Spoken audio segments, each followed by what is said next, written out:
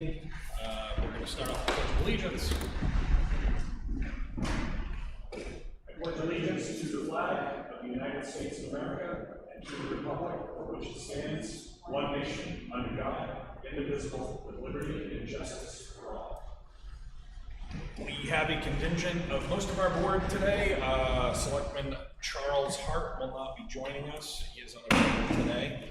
So we'll jump right into it. Our first appointment.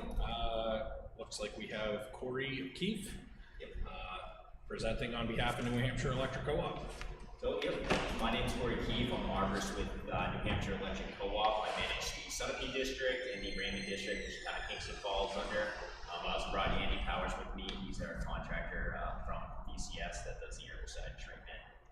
Just to give a little background of our program, we here at New Hampshire Electric Co-op, we employ an integrated vegetation management program, which that primarily consists of three phases. The first phase is mechanical, where it involves the use of bucket trucks, chainsaws, chippers, mowers to clear the vegetation. Then typically a year after, when we get some regrowth from that cutting, we come by and we selectively apply a low volume herbicide selectively to the incompatible tall growing species that are capable of reaching our wires, such as your oaks, poplars, maples, and that is done with the backpack sprayer. We don't go out there and just broadcast herbicide anywhere. It's very selective of what we spray.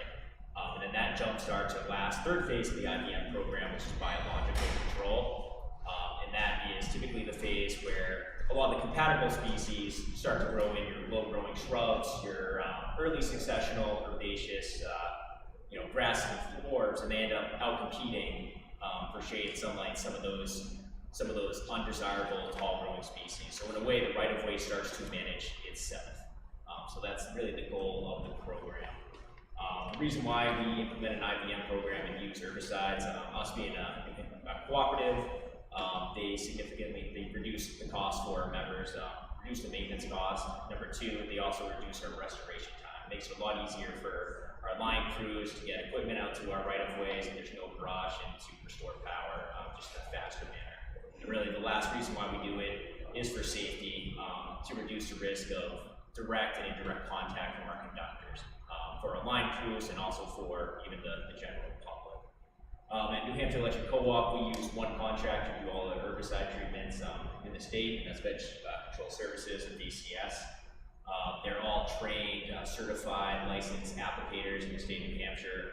They have a lot of experience. I think your least experienced applicator is 15 years of experience? Yeah, 15 years. So for the program, for the co-op, I've got 25 years. Tim, one of the other supervisors, he's got 27 years. And then the other two guys that we use both have 15 years. So we've been, the crew that's up in New Hampshire working on the co-op is very experienced crew. So. And they also handle our permitting that we have to do, we're required to do for the state, which is this next slide. Right here is the permit we received for this year, special permit SB 039. That we have to fulfill a lot of requirements to get that permit, and it's signed by the Director of Division of Pesticide Control. And this permit is good for one treatment. We can only do one treatment along our right-of-ways in the areas we laid out. Earlier in the year, we were informed by the town of the Aquifer Protection Ordinance, which is listed here. And in May, we were under the impression that we were unable to apply herbicides in the Aquifer Protection Zone in the town of Kingston. So at the time, we were just planning to stay out of that zone and not spray herbicides there. Recently, we discovered under this section of the ordinance, under the prohibited uses, that it sounds like we're able to apply herbicides in the Aquifer Protection Zone if it's under 25 gallons of a regulated use, which I'm here today to show you that it will be under 25 gallons. So we were unable to combine our GIS programs with what's on the open mountain ordinance, the Aquifer Protection Zone, with ours. So I'll show you in the next slide how I compared the two, but everything that's highlighted in yellow here, these are the lines that I discovered that are in the Aquifer Protection Zone, where we have primary lines. And how I discovered that is I took your maps, see if I got this, and compared, there's property parcels on each one. Our GIS is to the left, yours is to the right. As you can see, how I compared, you know, that's Brookhaven up here. There's 3 properties. You can see with the Zone B Aquifer Protection Zone, rest over here.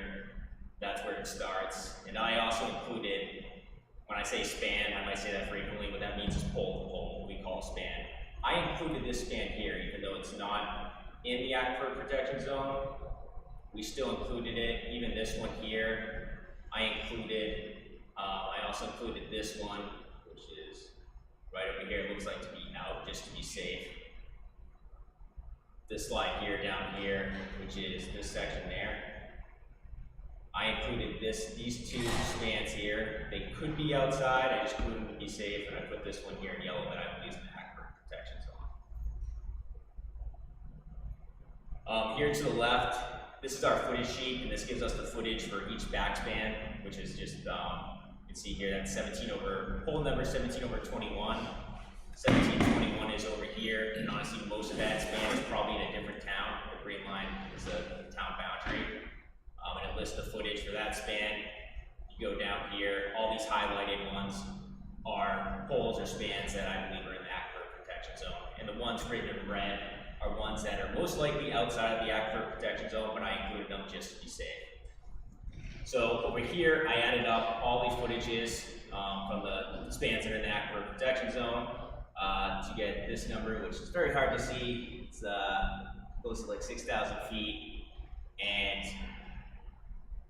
I laid it out, the acreage for a 30-foot right-of-way, because that is what we typically clear for it. Our right-of-ways are typically 30 feet, 15 feet either side of the primary conductors. However, to be safe, I did the calculations for a 50-foot right-of-way, just in case maybe we cleared more. It's unlikely, but just to show you that even if we cleared a 50-foot or treat a 50-foot right-of-way, we would still be much less than the 25 gallon of regulated substance. So when I did the calculations to find out the acreage for that 50-foot right-of-way and added all these up, we came to about 6.88 acres.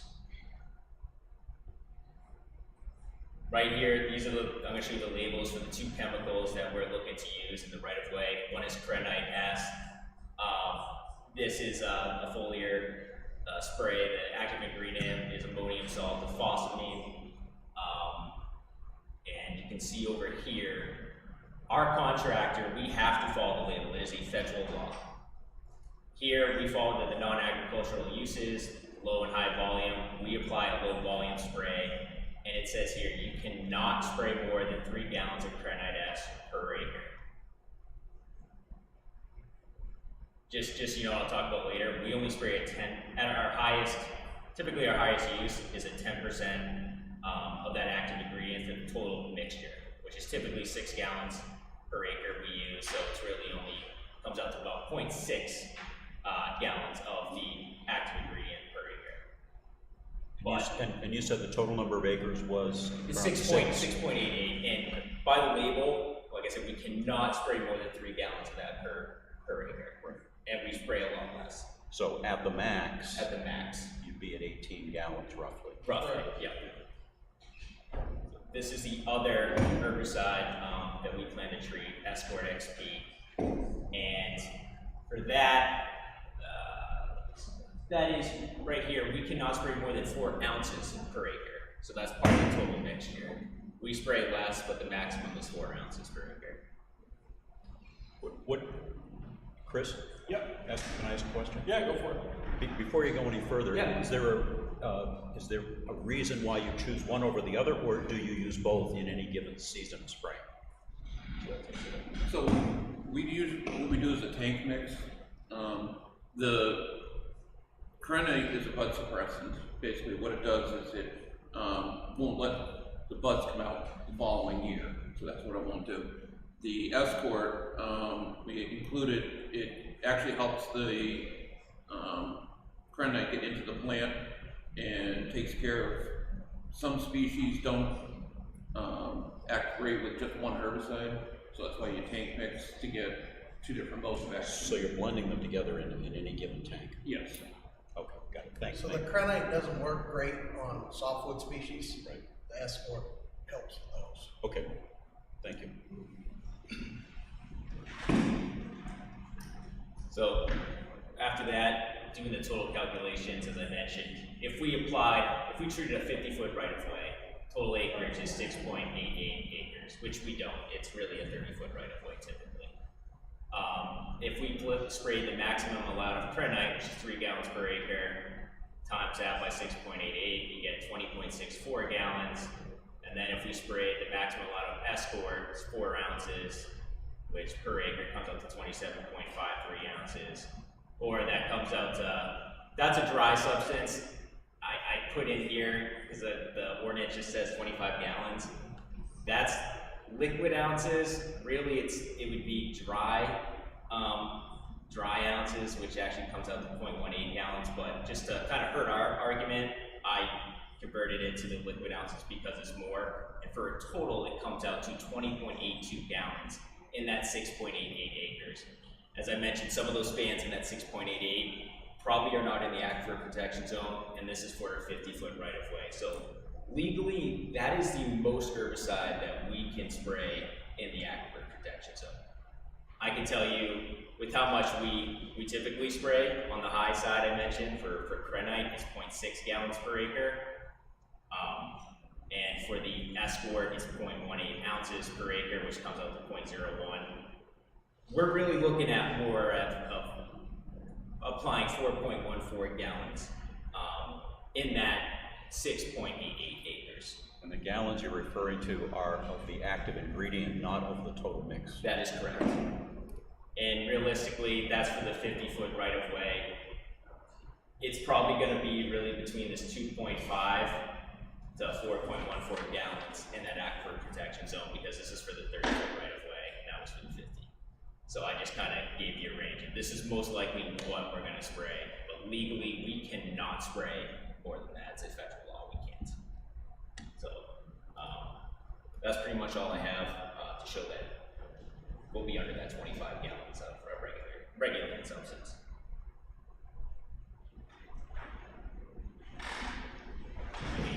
Any specific questions from the board, generalized questions? I'd say, I appreciate you folks coming in. I know your mission is obviously maintain power, restoration of power when needed.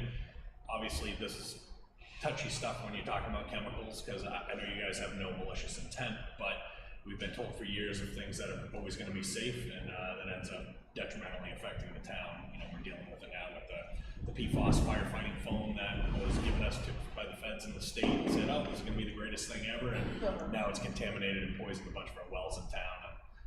So we know there's no malicious intent here, but obviously we appreciate you coming back, showing being able to meet the thresholds of the gallons of the chemicals. I know there are some protections at the state level that the state grants utilities commissions to do certain types of activities, so I was glad to see that you could present some data that we could actually show to the citizens of the volumes of items that you're using. Any other comments from anyone? Just a comment for the record, and this goes for not just what you're proposing for your work, but for any utilities doing this kind of work. I'm glad that you've been able to show that you certainly fall within the ordinance for the quantity, and that you're taking care in how you're doing it. I appreciate that. I just want to go on record as saying that I think that spraying chemicals is really not a good thing for this town. Sort of to follow up on what you were saying, Chris. We don't have anything at this point that says that people can't do that. So I feel that I'm a little bit stuck in that regard. But I do at least want to go on record as saying that I think that spraying for vegetation control is not a good idea, and that I would much prefer mechanical means. And I know that you said you do some of that, but that would be my preference, to do it completely that way. And I realize it's more costly, it's more work, it's more time consuming, which is going to end up in higher rates for the ratepayers. I understand all that, but the protection of our I know that I'm gonna get labeled as a conservationist or a protectionist, but. That's way. You've already. That's why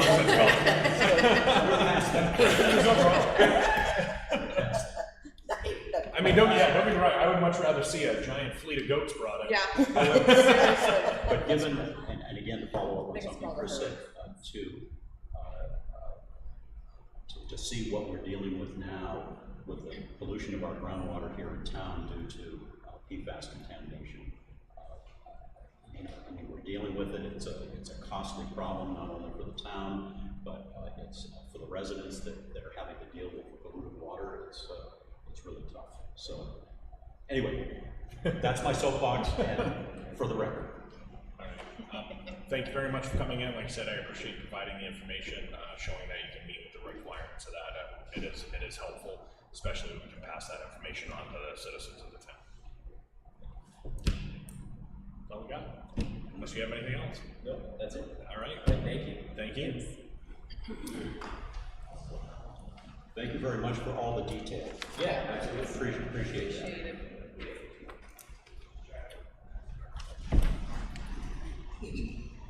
All right, our next appointment is regarding 13 Wadley Point Road. We have a letter in our packets. I'm not sure if they were planning on attending. Oh, okay. Oh, yeah, Susan, do you want to update Chris? I didn't get the update on. He's not gonna be here. Okay. And there's a letter in there from Kyle that I think Mr. Temple had some issues, and that's why he wanted to talk to you, but he's not available. Okay, then I guess we'll table that. Yes. If you want to come back in.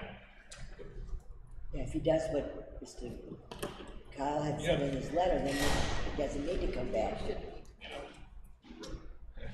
Which is just follow them. Yeah. Do what you're supposed to do. Okay. We'll open it up for public comment number 1. Anyone?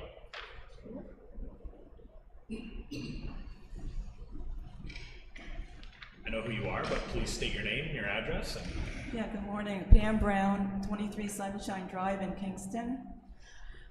So I have 2 comments. First is about the spraying. I did send you an email asking whether they first do mechanical in year 1 and then spraying the following year.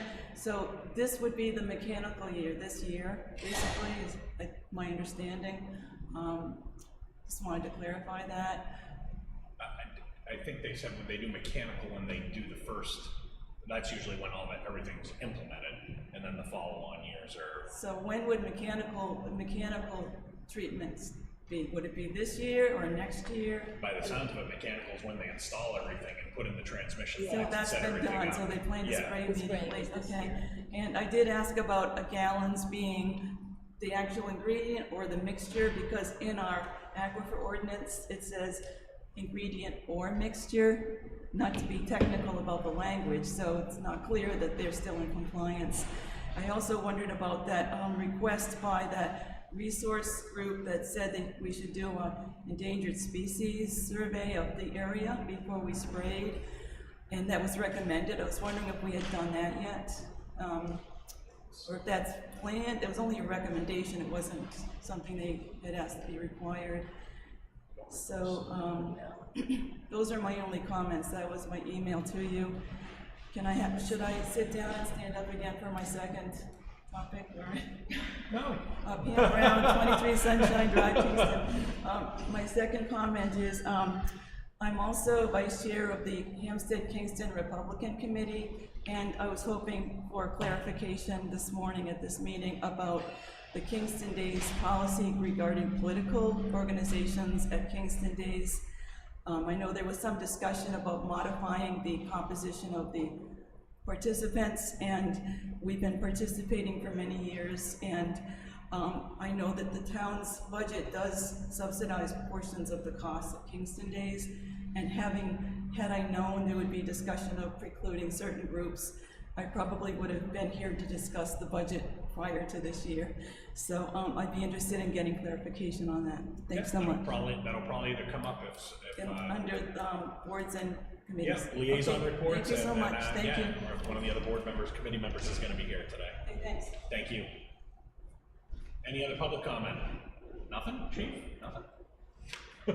All right, so we're gonna jump into our 9 a.m. This is gonna be with all our boards and committees, so if our department heads and board members wanna come, or actually we'll start, I don't think there's anyone from, We have 10 minutes still. yeah, so we can handle some other business.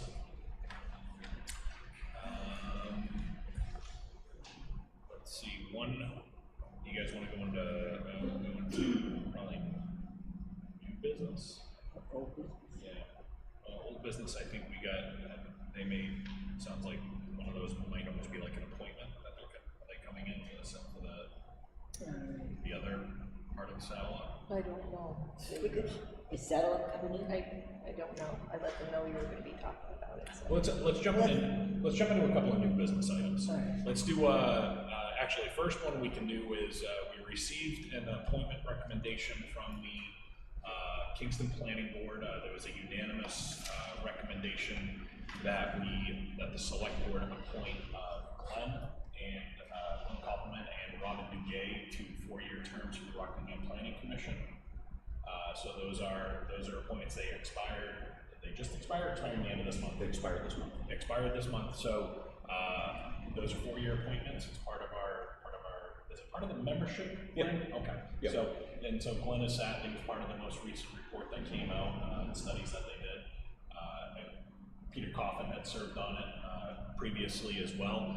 Peter was gracious enough. Robin Duguay had expressed some interest in stepping up to fill that. So Peter had very generously relinquished his seat willingly, but he had advocated that, for the consistency and the experience that Glenn remained on that Rockingham Planning Commission. So that was a unanimous recommendation by the planning board. Well, I'll move that we reappoint Glenn Compliment and appoint Robin Duguay for the Rockingham Planning Commission representatives. Yep, and that would be for 4-year terms. Second. Discussion. Just for clarification, the town is a member of the Rockingham Planning Commission. We pay dues to it. In exchange for that, we get a certain amount of support and services in GIS mapping and assistance with planning questions if we have them. But we also get to participate in any regional activities that they have jurisdiction over, and a lot of that has to do with transportation planning. And so the upgrades to Route 125 over the years, including the pending widening south of Hunt Road, was a significant activity of the Planning Commission, and we were involved in that through that whole process. So, and the terms are stated as 4 years. It's by statute, RSA 36, I believe, don't quote me, but something like that. And before you take the vote, I just want to recognize that Peter Coffin's here. Recognize that he did serve us well in 5 years, Peter? 6 years. So appreciate that. And I did communicate with Peter. There's a separate committee related to the Planning Commission. That's the Transportation Advisory Committee, and each member community gets to have a representative. And that representative does not need to be one of the 2 commissioners. Peter, you did say that you'd be willing to continue serving in that role? Yeah. So I don't even know if that has a term, but Peter was appointed by a previous select board, you might have been part of it, to serve on that committee. And I would just like to say that I appreciate him doing it in the past, and if he's willing to continue doing it, I think that would be a good thing. Okay. And we don't have to take any action on Yeah, it. can we just, if there's not an expiration on that appointment, we might as well just let it continue, unless he either resigns at some point because he's sick of doing it, or if there was any, other people stepped up and wanted to change. But yeah, I don't think we can take any action on that one. But I appreciate the comments. Thank you, Peter, for your service to that. We do have a motion and a second on the table. Go ahead and take the vote on that. All in favor? Aye. Abstention? I'll abstain.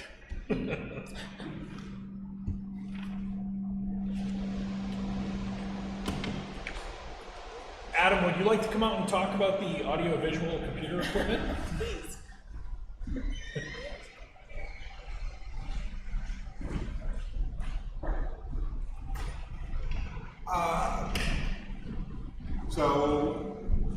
First, just as a reminder, for anyone who does not know this right now, as far as the meetings, they are being streamed to YouTube. They are being broadcast to the cable channel.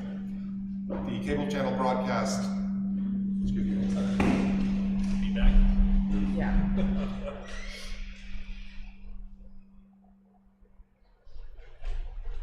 Sorry, I wanted to catch the reverb before it got too bad.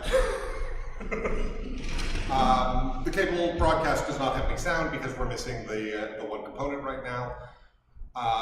The kind of two things I wanted to bring up. One, again, I have been broadcasting the entire time, just as a formality. It seems a bit, I don't want to say silly, but I don't have a better word for it necessarily, because we do not have any sound. So it's just people can see what's happening, but there's no sound for what's happening. And I know you brought it to my attention, but I didn't want to discontinue the broadcast unless the board made that decision, which I agree, unless you're somebody who is very good at reading lips on low quality broadcast. It's really of no benefit at this time. I would rather have people only going to the link or the one that actually has sound. So, because some people that may not recognize that it's not broadcasting and may be upset thinking that. Exactly, and again, same thing. If everyone said no, we'll still keep broadcasting, I'm not arguing we shouldn't be broadcasting, and obviously the stream will still be going on. Can you put a sign on it that says unable to provide sound and have temporarily suspended cable broadcasting? If you could put that on there so people know why it's not on there. For the record, I've also, just to let everyone know, I have been, I'll take the YouTube versions, and I will then put them into the cycle so that we're still getting a rebroadcast on the cable channel for people who don't go to YouTube for whatever reason. It's just, and especially with the next couple of weeks, I figured let's make it easier for everyone else to not have to worry about trying to broadcast as well. So I just wanted to, basically, I wanted to get the board's approval. Like, we can stop broadcasting. I think I'd rather have it as a motion that will suspend. Of course, I'm not. I'll make, maybe you've got a comment first. So, we talked about purchasing just the piece of equipment that was faulty.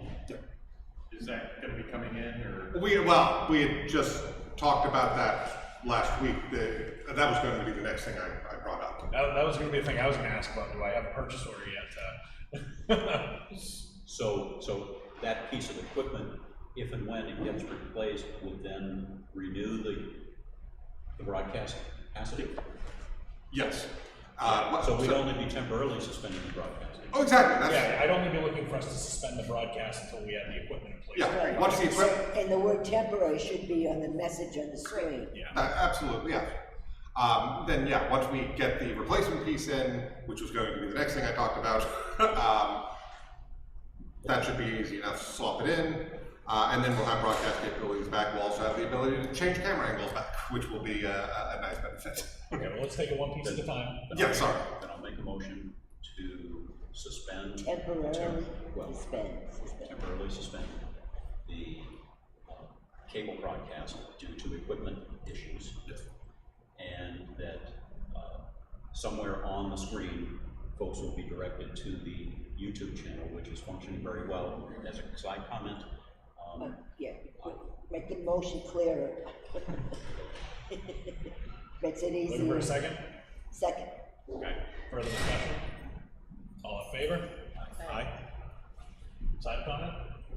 the side comment was that I happened to go online and watch a YouTube video of the last planning board meeting, and it was remarkably clear and understandable. And so I don't have an issue referring people there because I know them very well.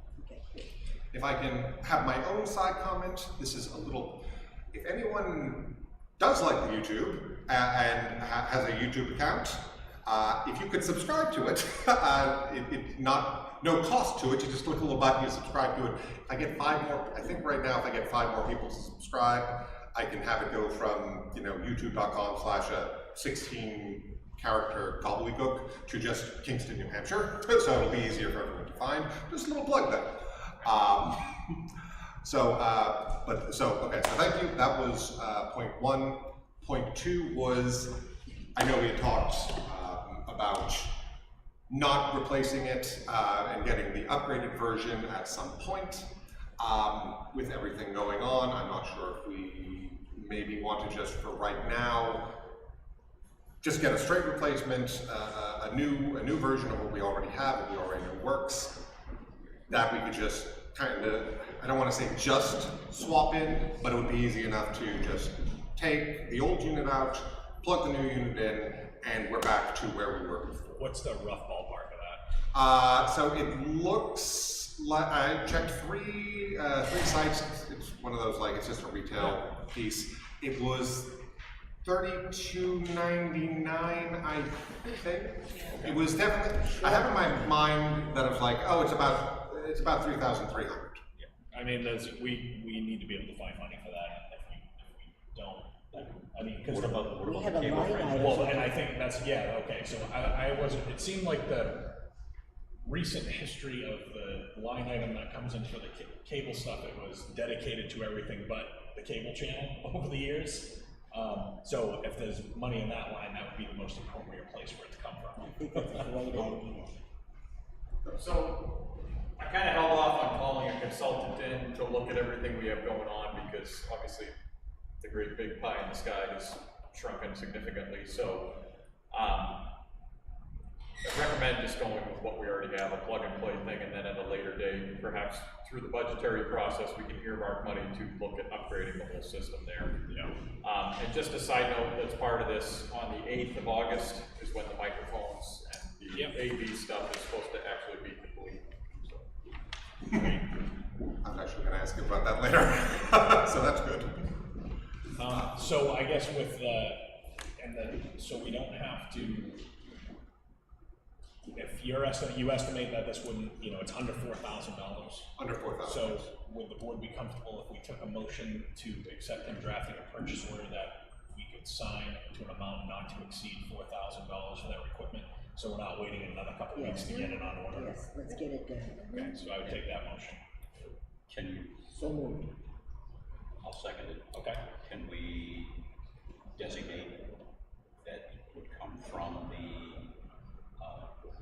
cable? Yeah, that's What's how the name?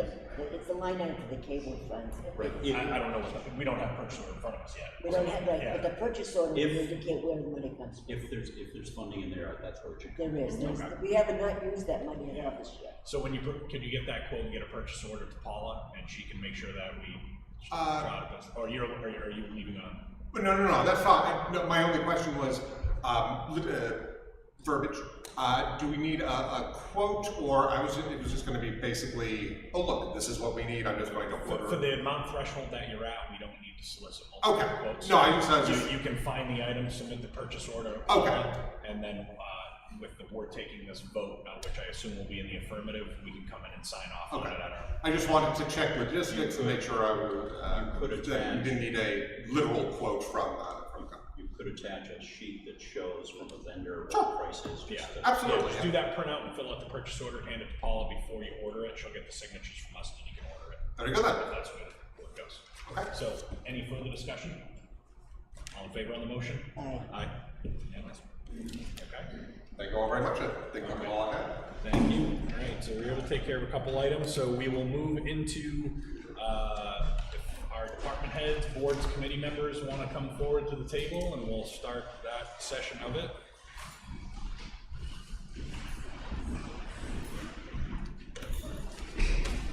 Since we didn't officially have boards and committees on the agenda, well, we have them officially this time. I guess I'll start it off before we jump into all the department heads. I'll actually open it up to board and committee members first.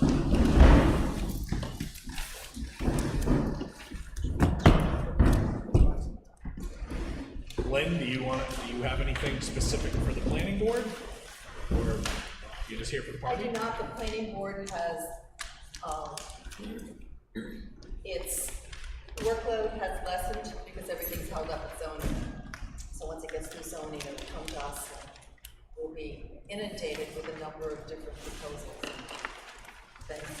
One thing just to step back to the cable thing, is that project be supplied with, every department that has public hearings, be supplied with the link to the YouTube page so it can be put on all the agendas? Yeah. So when people see the agenda for the meeting, they'll know they can go to that YouTube instead of hunting around for it? I will say it is difficult to search for if you don't It is have the very direct difficult. link, Yeah.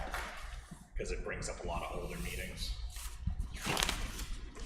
Okay, any other board or committees that wanted to speak first? I guess, yeah, would you mind updating, since we have somebody that has particular interest in one of Yeah. that? So Pam, I don't think you've met, and we're sort of direct for the Kingston Days. There was discussion, probably a month and a half ago. It was brought up by a committee member that there was concern from last year regarding, a political figure walking around with a long arm rifling it off, and it was concerning citizens. And so the discussion started on how do we curtail that, and part of it. He had a long arm, is it a gun? Yeah, long run, yeah. So, I wasn't here, so, I'm just speaking from what somebody mentioned. So, the discussion was, do we just not allow political parties at the Kingston Days to just kind of, maybe curtail that, to how do we not have a repeat of raffling off a firearm? So the minutes reflected, 8 June, I think, reflected a motion to not have political parties. It was 4-3, then it was tabled. So we didn't vote, we didn't pass it. The next meeting, we had the discussion again. Let me step back. Stacy Dion, the chair, was going to draft guidelines, right, to maybe curtail any kind of activities that would. Okay, just let me finish. Yeah, sorry, Okay. sorry. So the next meeting, it was discussed again. Nothing happened, and I can say that the meetings didn't accurately reflect what had transpired.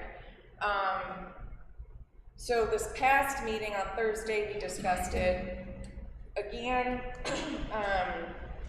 and the decision had been made that we can't stop anybody really from, right? So, but again, the minutes didn't reflect that.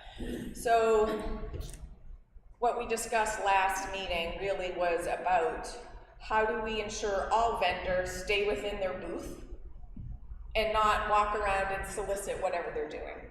Really, that was the biggest thing. So we had talked about, and again, it stemmed from this firearm incident, that if you were to sell firearms or raffle off firearms, you wouldn't bring them, you would just have a picture, and then you would go purchase it at the residence or the business. Ultimately, what we decided to do after a couple of offline discussions was that any vendor, if you're raffling off something, it stays at your booth. You don't walk around with it, whatever it is, right? So, Pam, to address your concern, anybody can have a booth, right? And for raffling off or selling anything, yeah, you just have to keep it in your 12 by 12 and not walk around and grab people from Kingston Days. So that was the result. So when I received some call from citizens, people from these tables, and initially they were concerned that political like GOP, everyone usually puts up a tent, they have information, the candidates all came down, and I had gotten information that they had voted it down, but that obviously wasn't correct. But I cautioned them. I said, we have one of the largest political bodies in the world, in the state of New Hampshire, and that to tell all these people who are our state reps and all these people that, yes, we want your help in applying for grants or funding for projects in our community, but you're not welcome to our town-sponsored events, would not be appropriate. And I said, if your goal is to, and then if you have specific concerns about firearm-related stuff, and my understanding is in talking to some of the people that had actual that actually had paid booths and tables when they were auctioning off those items last year. They had a poster board with photos of it. The folks that were walking around with the actual rifle to auction it off weren't even people that purchased the table. They just showed the Kingston days and were trying to sell raffle tickets to their thing. But you do need to remember, we're in New Hampshire. Anyone can open carry anything anywhere. And I said, but if you want to take a stance and try to prevent firearms from being at Kingston days, you will absolutely turn it into an open carry political statement event, and you will have hundreds of people show up to make a point. So I spoke my piece to some folks individually and said, hey, this is where I stand on it, but you as a committee, obviously, have certain things that you vote on, but it sounds like I did offer the suggestion that if you want to tell vendors that if they're auctioning individual items or raffling them off, that the physical items need to stay within the confines of their booth, but you cannot limit it to specific items. You cannot say, well, you only can't bring guns around if you're not raffling those.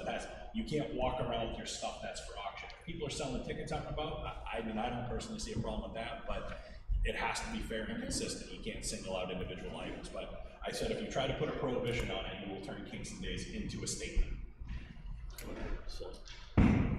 Yes. The rocket is still being launched. I can't go. I'm just appalled that someone, I understand being offended if you just see a weapon. There are people like that. But this is a live free or die state. I agree with our chairman. If we try to go down that road and limit someone having a weapon, are you kidding me? And I will say, all my conversations, everyone that I spoke to, once I kind of explained that side of it, everyone seemed to, oh yeah, you're right. I don't think having not been there, the discussion at the meetings was the reaction and the concern that citizens had of this particular person and the way that he was doing it. And it was just concerning. And so the discussions, and they were very robust, very long discussions for 3 meetings on how we handle this. And the end result was exactly what we said, right? We're not limiting participation to anybody, and if you are raffling off something, you keep the item at your table. But if someone came around with a weapon, we're not talking, Ellie, we're not talking about personal carry and your right to carry a weapon. That's not what we're talking about. We're talking about I guess the manner in which it was done was concerning to participants. I just happened to be doing research on this last week because I was looking into policy for the library. There are really specific laws about solicitation that if you haven't reviewed, you should review them, because I don't think you can keep people from wandering around in a public park.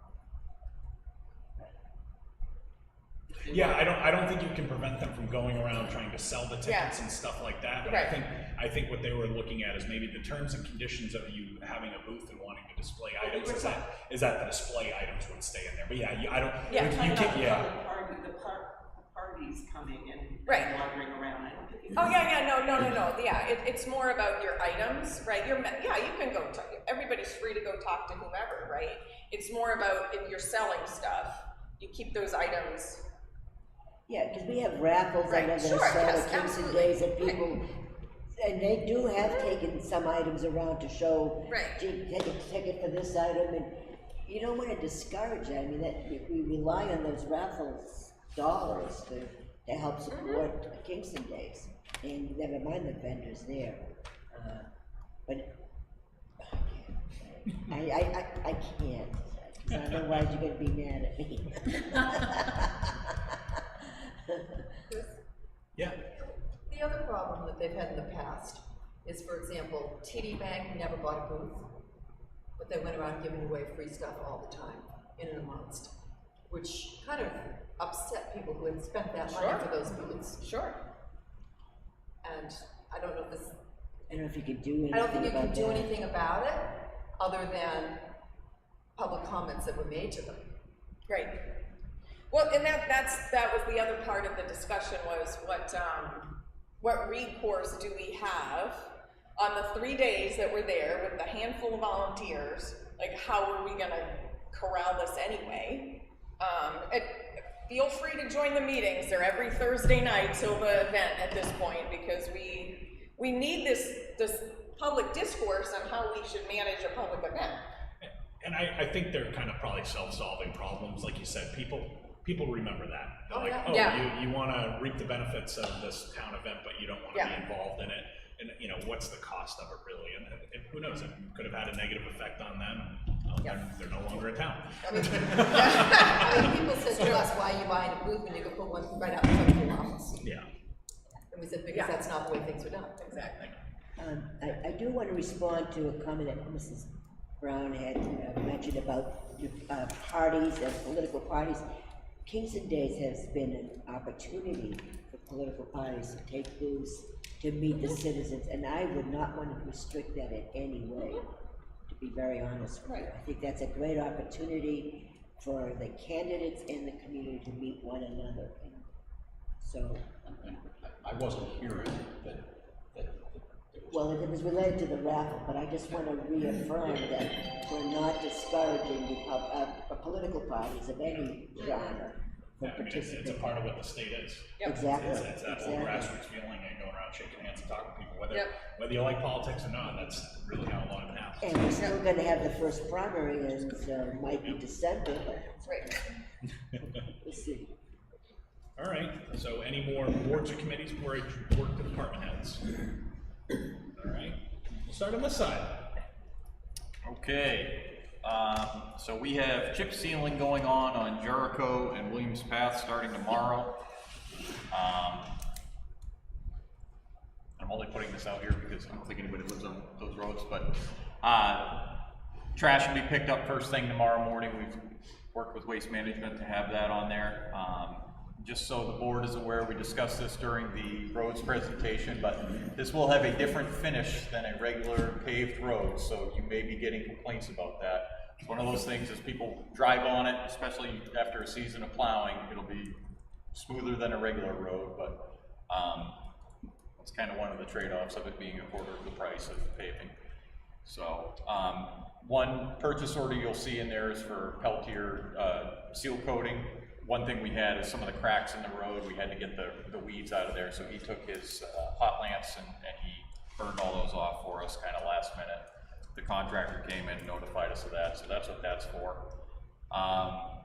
So we had signed the contract with Dowling for service, and they're gonna start tomorrow doing the service on all the ACs. So tomorrow the plan is the library and the town hall, and then the museum if time allows. And then the following day will be Public Works, PD, and then the rec center, and the museum if they don't get to that the day before. So that's why you'll see Dowling coming into your buildings. If you have any issues, just call the office and we can handle those. I wanted to thank the town clerk for selling cow patty deeds for the Kingston Public Works Association, and I have cow patty deeds here if anybody needs any. That will be part of Kingston Days. We'll be doing the cow patty contest in conjunction with a Touch a Truck event. So we're trying, as part of our goal of supporting the trades, scholarship, the cow patty funds go to fund the scholarship for anybody who's looking at a career in the trades, but also get them early with the Touch a Truck event, get them falling in love with big trucks, and want to do this horrible line of work. So we've had a lot of washouts through town, and it's just been kind of random. Some places will get no rain, other places will get a ton of rain. So we've been dealing, that's been the primary thing we've been dealing with. We're very short-handed right now, and that's been our primary focus just because those can be so dangerous on the road. So if there were things that we had scheduled for your office or your department or your building, still on the list, we're down 3 guys right now. We bought a couple part-timers on, but unfortunately most people are engaged for the summer at this point, so, and just sticking a guy on a highway crew doesn't exactly work. It's a trade, so just wanted to brief that again.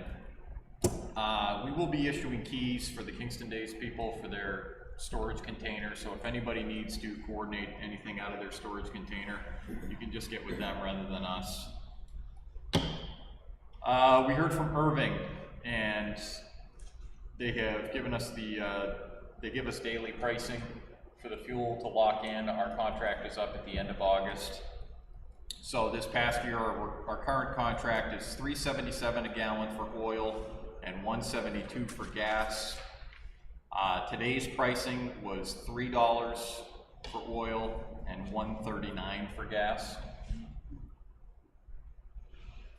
I don't know how much of a gambler is inside you, but that seems like a good enough deal to kind of get that done and behind us to me, unless anybody has some deeper insight into commodities markets.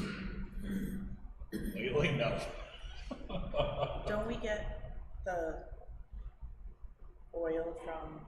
We currently get it from Hafner's. That was, so when I came in, there had been some discussions of that, and the school had gotten this deal set up with us on it, but I don't think it was worth having to deal with a second vendor, and with the multi-fuel aspect of our buildings, it just made it a lot more complicated and ended up costing us money in the long run, just because Irving ended up having it cheaper than Hafner's. So, I mean, I appreciate what school is trying to do, Yeah. but I think it's just easier for us to deal with the one vendor.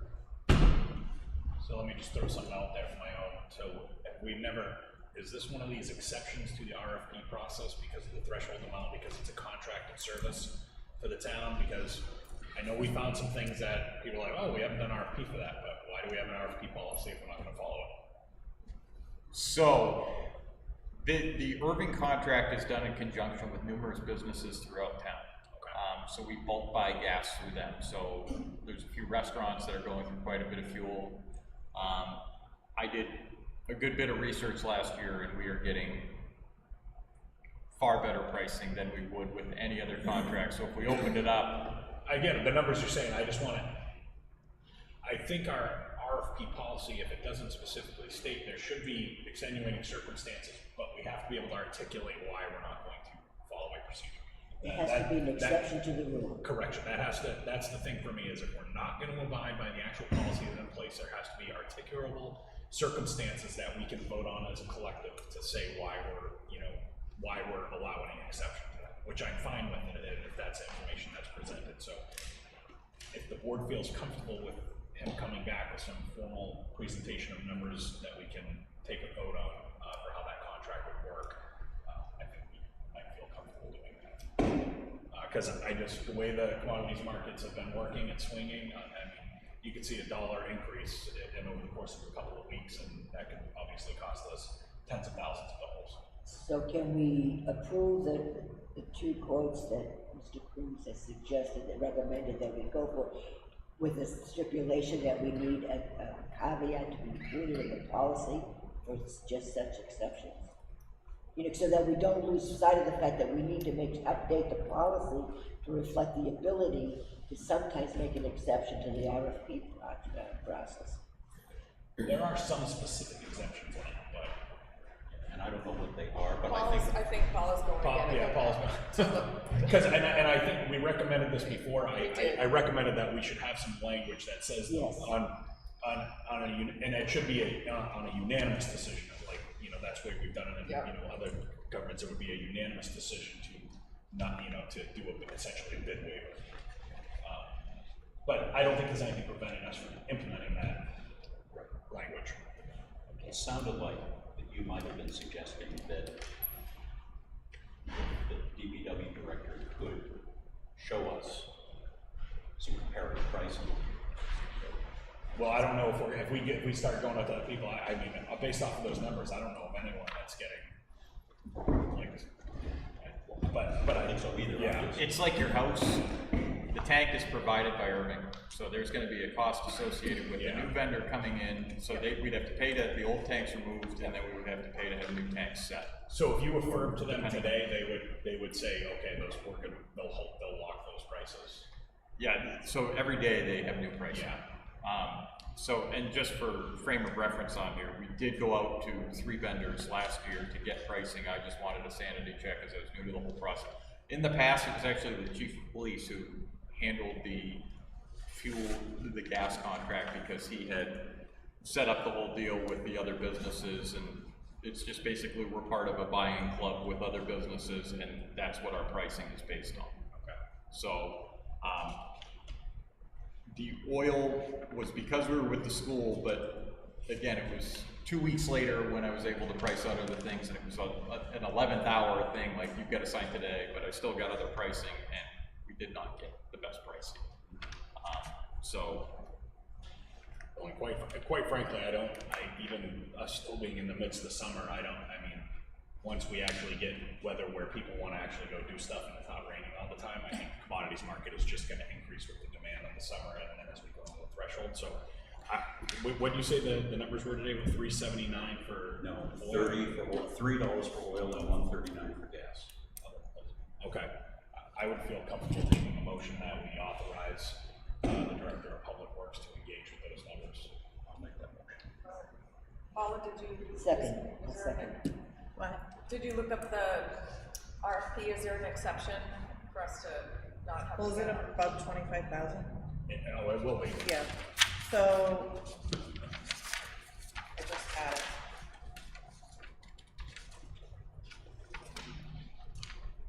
Cases not requiring bidding process, items purchased under state or federal bid lists, only one known source of purchase and there is no comparable substitute product or service, specific type or brand of supply or part necessary for acceptable operation of a machine or device, or as required by warranty or contract on the machine or device, written documentation supporting the purchase of a specific brand or part necessary for acceptable operation of a machine or device must be provided, an item or service that is required on an emergency basis, an item previously awarded within the past 12 months. And we have an item 11 that says exceptions, and it says exceptions to the policy will be determined on a case-by-case basis by the Board of Selectmen. There we go. So I would just like a motion to entail that. Purchasing policy. Yeah. So I would just like, Number 11. if the motion could include that the board has articulated the information provided by the Public Works Director, following us to waive the bidding process. I'm including that as part of it. A second. Okay, any further discussion? All in favor? Aye. This was adopted on November 18, 2019. And I assume that's the most recent one. Yeah, and I think 2019? we have copies of it. 2020. Yeah. Okay. Yeah, so I guess I would just, Paul, on that, I would just like us to look at that. I would just like a section in there to specifically discuss bid waivers. Yep. Because I think it would be important if we are gonna deviate from that, I would personally like it to include saying it should be a unanimous decision of the board to waive the bid process. Yep. Okay. Okay. So right now, we're looking at, mid-August for the traditional paving to be taking place on the northeast side of town and off of Hunt Road. Further updates as they come. Obviously, the rain is wreaking havoc on paving schedules this year, as the chip seal has recently shown. And then the last item I had was the iWorks contract that we went out to RFQ for. We'll end up going into those purchase orders once we'll kind of do all those at the end. We'll go through the purchase orders, so if you want to stick around for that. Yep, I will be here. Just don't want to take away from all the other departments having time to speak. All right. Chief, big whodunit going on today? Yeah, we had a good morning. Sometime early morning, somebody in a pickup truck went out and tore up the planes. If you go look at Donuts, tore it up pretty bad. Not the first time. No, it's not the first time. But because you have a full-time crew now, we're able to solve it this morning at about 8 o'clock. What? We found the truck, it was out of Massachusetts. Does anybody know what we're talking about here? No. Oh. It's on every section of the plane, somebody drove across, did donuts, fire department. Tore it out, tore up the lawns, made it up. So, this morning I had Sergeant Garvin, Sergeant Pine on patrol. They went right out and we got reports that people were driving on people's lawns. So they canvassed the neighborhood, they found that the video, one of the residents had a video of a white Silverado. White Silverado was that our mass plate couldn't tell what it was. So they canvassed the area, they found a white Silverado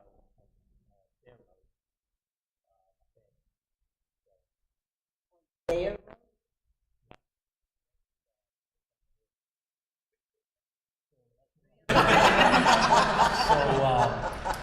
I met Sergeant Hine down there, and we looked at the truck, the grass was all up under the mill wells, pretty fresh. But nobody knew where the driver occupants were, so, one neighbor came out and said, hey, that's my grandson's vehicle. Okay, that's interesting. The parent had a 360 on the phone, so you can track where they are if they were in the area. So so where are they?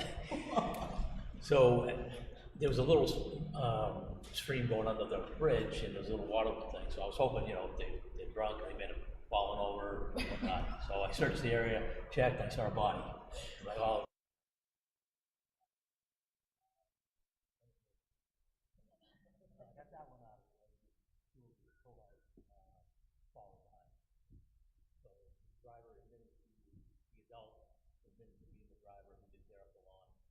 Brought down, they were intoxicated, so we brought them down to the process.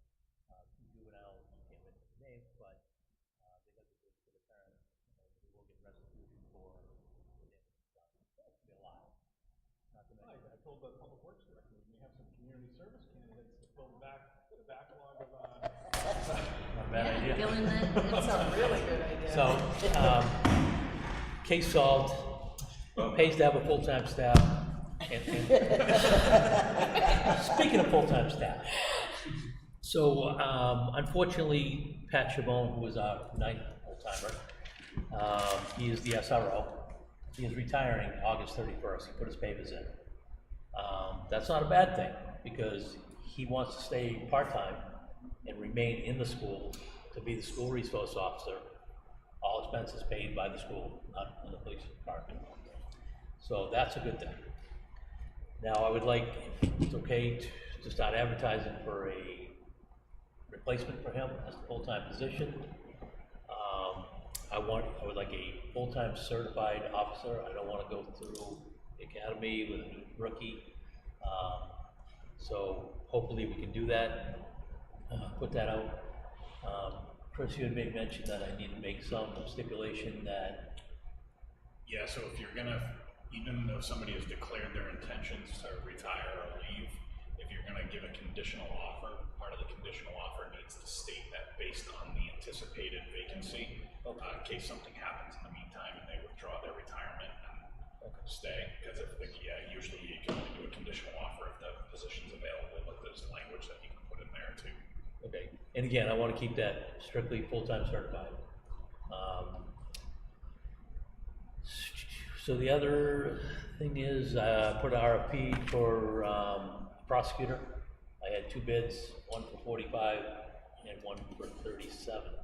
I would like to take the 37 because that is our current prosecutor at this time, Heather Iworski, who's doing a phenomenal job. She is, I'm just going to use the word amazing. She's great. Did you just submit anything just stating that? I guess in the past, when you guys have gone. Did I send you my intent? Just usually it's in writing. Hey, I recommend that. As chief. Yeah, I did. I sent that to Susan. So we'll go through that because it's under. Yeah, we have other old business to take up, so we'll take that. And we have a couple of potential non-publics for you as well, Chief. Stick around. I have a personnel issue that I'd like to discuss in non-public. Yeah, that's one of them. Okay, so I'd like to do that in non-public if it's okay. Yeah. The other thing I was curious, right now, to do a PO, anything over $1,000, we're gonna do a PO. Is it possible to get that bumped up to say 3,000, just to save a lot of running around? Everything's expensive. It's easy to hit that $1,000 market. It's been a long time since that policy's been changed too, right? I thought, for some reason, I thought we increased. I thought we had increased. we increased the credit card. So we did the credit card. But I like to do the POs, not having to come chase you guys down or wait a week to get it, when we can do it in 5 minutes, save a lot of time. When we review that policy? We're getting ready to make some changes to that policy anyway, so that we can do that. Would you think that would be something? Yeah, but we're not gonna do it today. And you might wanna look at, even at 5,000, I mean, I think that original policy was done 30 years ago. I mean, Yeah, we'll look, We yeah. need to. Yeah, I think let's do a little research and come up with a number that we think Because is appropriate. today's cost is so much different than even 20 years ago. Yeah, and it's been that. It's gotta be, it's gotta be at least that. I don't know if I mentioned, but I do have a full-time staff now, so when I have to buy everybody the same thing for a certain price, it's over 1,000 in 5 seconds. And just off of that, like the septic tank, to get the guy to come out on an emergency call and replace a float is $1,200. Right. And so it's like, okay, well, I have a PO in there, but I didn't wait for you guys to sign it. I just figured we didn't want it to stink in the town hall or just have septic running in here, so it is expensive for everything. Yeah, no, we should definitely, we should definitely put that in. So, do we think we could have maybe those changes possibly by the next meeting? I mean, with that, Yeah. that's our bid waiver and. Yep. That's all I got. All right. Finance. Everything's going well. Nothing really to report. The only thing, and this really only affects the town hall employees and highway, our upgrade that Block 5 was gonna do on the server, I think it was, is gonna happen tomorrow night. So they ask that we leave our computers on. And then, tomorrow's Tuesday, so Wednesday morning, when you come in, you'll have to call the number that I emailed. I'll email it again, because they'll have to help you set up whatever it is that they changed, like your password. Tomorrow night? Tomorrow night, yep. They don't come in here, it's just all on the computer.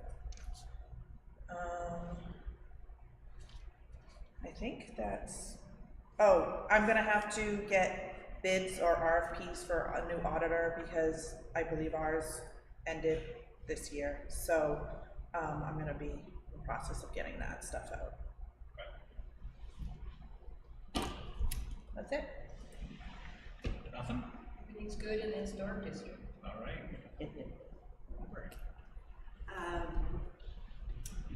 First, I want to thank Ellie for working with me and discussing through some things. She's been very helpful and Glenn with the grant we're working on. I sent a letter to the selectmen through Susan requesting your support for grants that we are going after this fall for some of the updates that I mentioned on the library grounds. So I'll tell you a little bit about what's happening now because we have the landscape architect working on some concept drawings. This is a project that we're hoping will be done in 5 parts over a lot of time, hopefully with grant money. So the first part of the project, based on the senior survey that we did, we found that seniors really want a senior center. So in lieu of a senior center, we would like to give them space where they can just come and sit and hang out, because basically between our departments, we do everything a senior center does, except have space for seniors. So right now the library has a patio that's not used because it's too hot and it's too buggy and it's too loud. So what we're looking to do, phase 1 of our project, will be making that back patio handicap accessible through pathways that go around the building and building what they're calling a retractable roof pagoda, where the roof comes over the top of the frame structure and sides can come down to keep out bugs, which would be available for 3 seasons out of the year. The reason we're doing this is because of roof snow load. We don't want a structure where the snow is going to be a problem. So in the winter it won't be usable, but it will be usable for a good part of the season. And next to that structure, we're hoping to build a high wall. I have to work with the planning department on this to keep the noise from the traffic out. And there's some things that the landscape architect is taking into consideration, such as the runoff. There's a big ditch down there. So that's phase 1 of our project. Phase 2 is a pavilion that Stephanie Hasselbeck came before you to talk about. Actually, that's stage 3.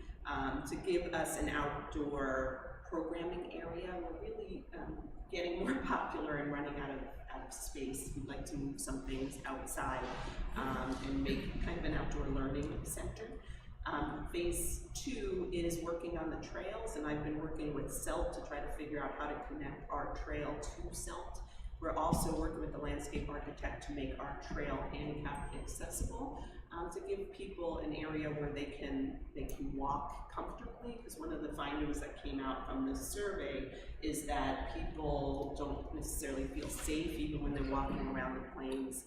Traffic is a concern, so we figure if they can walk around library property, especially some of our seniors, that would be nice for them.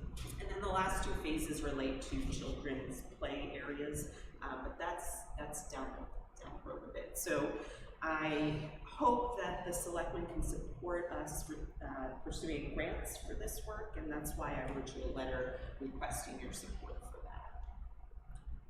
Yeah, so if I may, it's not uncommon, in fact it's expected that when you go for grants like this, federal, state, that there are letters of support from different entities, collaborating entities and so forth. For a town project, having something from the select board would be valuable to have as part of an application. The only thing I'd suggest, Melissa, is that each letter might need to be sort of tailored, so we could do a generic one, I suppose, but it would be better, I think, like if, for instance, with CDFA, probably want that letter to somehow target that particular grant. Right, and target the grant, and Melissa in her letter to us itemized a lot of issues that we would be supportive of in general, so including it again to reaffirm it would be terrific. I would just ask that before we finalize anything with the grant, that I be able to look at what the plan is. As much as I love landscape architects, they sometimes don't operate in reality. So before we commit to a grant, we've had other issues where we've committed to grants and it just wasn't really a feasible plan, so. So right in this stage right now, we're doing a concept design. So on August, and I don't remember the date, it should be on here, we're having I'm sorry, it's on our calendar, I don't remember, but we're having a forum to bring up discussion, so it'd be really useful for you to be there before we go into construction drawings. Okay, great. August 21st, Outdoor Spaces Forum. That's it. What time? But it's a Monday night, huh? That would be hard for the selectmen to do something on Monday. What's our schedule? I don't know, is that our, it is, that's our meeting, I think. I think so, but I don't have it in front of me. But wouldn't it be the daytime? No, Yeah, that's the department head meeting. Oh, yeah, this is the morning. Oh, So this is the second of the month. No, the 28th is the last one.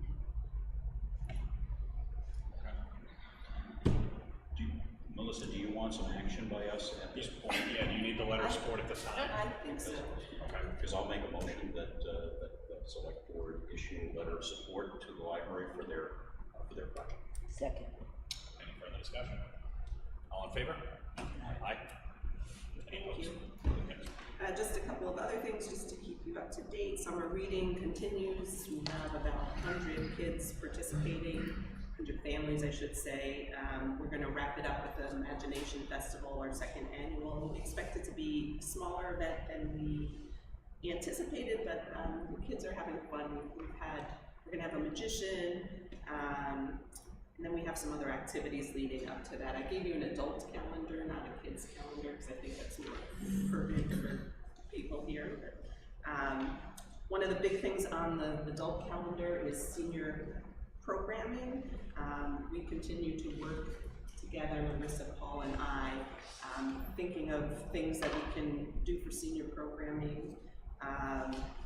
And I have contacted UNH trying to hook up with professionals who work with seniors, and we are trying to determine ways for them to help us, and it's an important part of our grant too, to reach out to organizations such as that.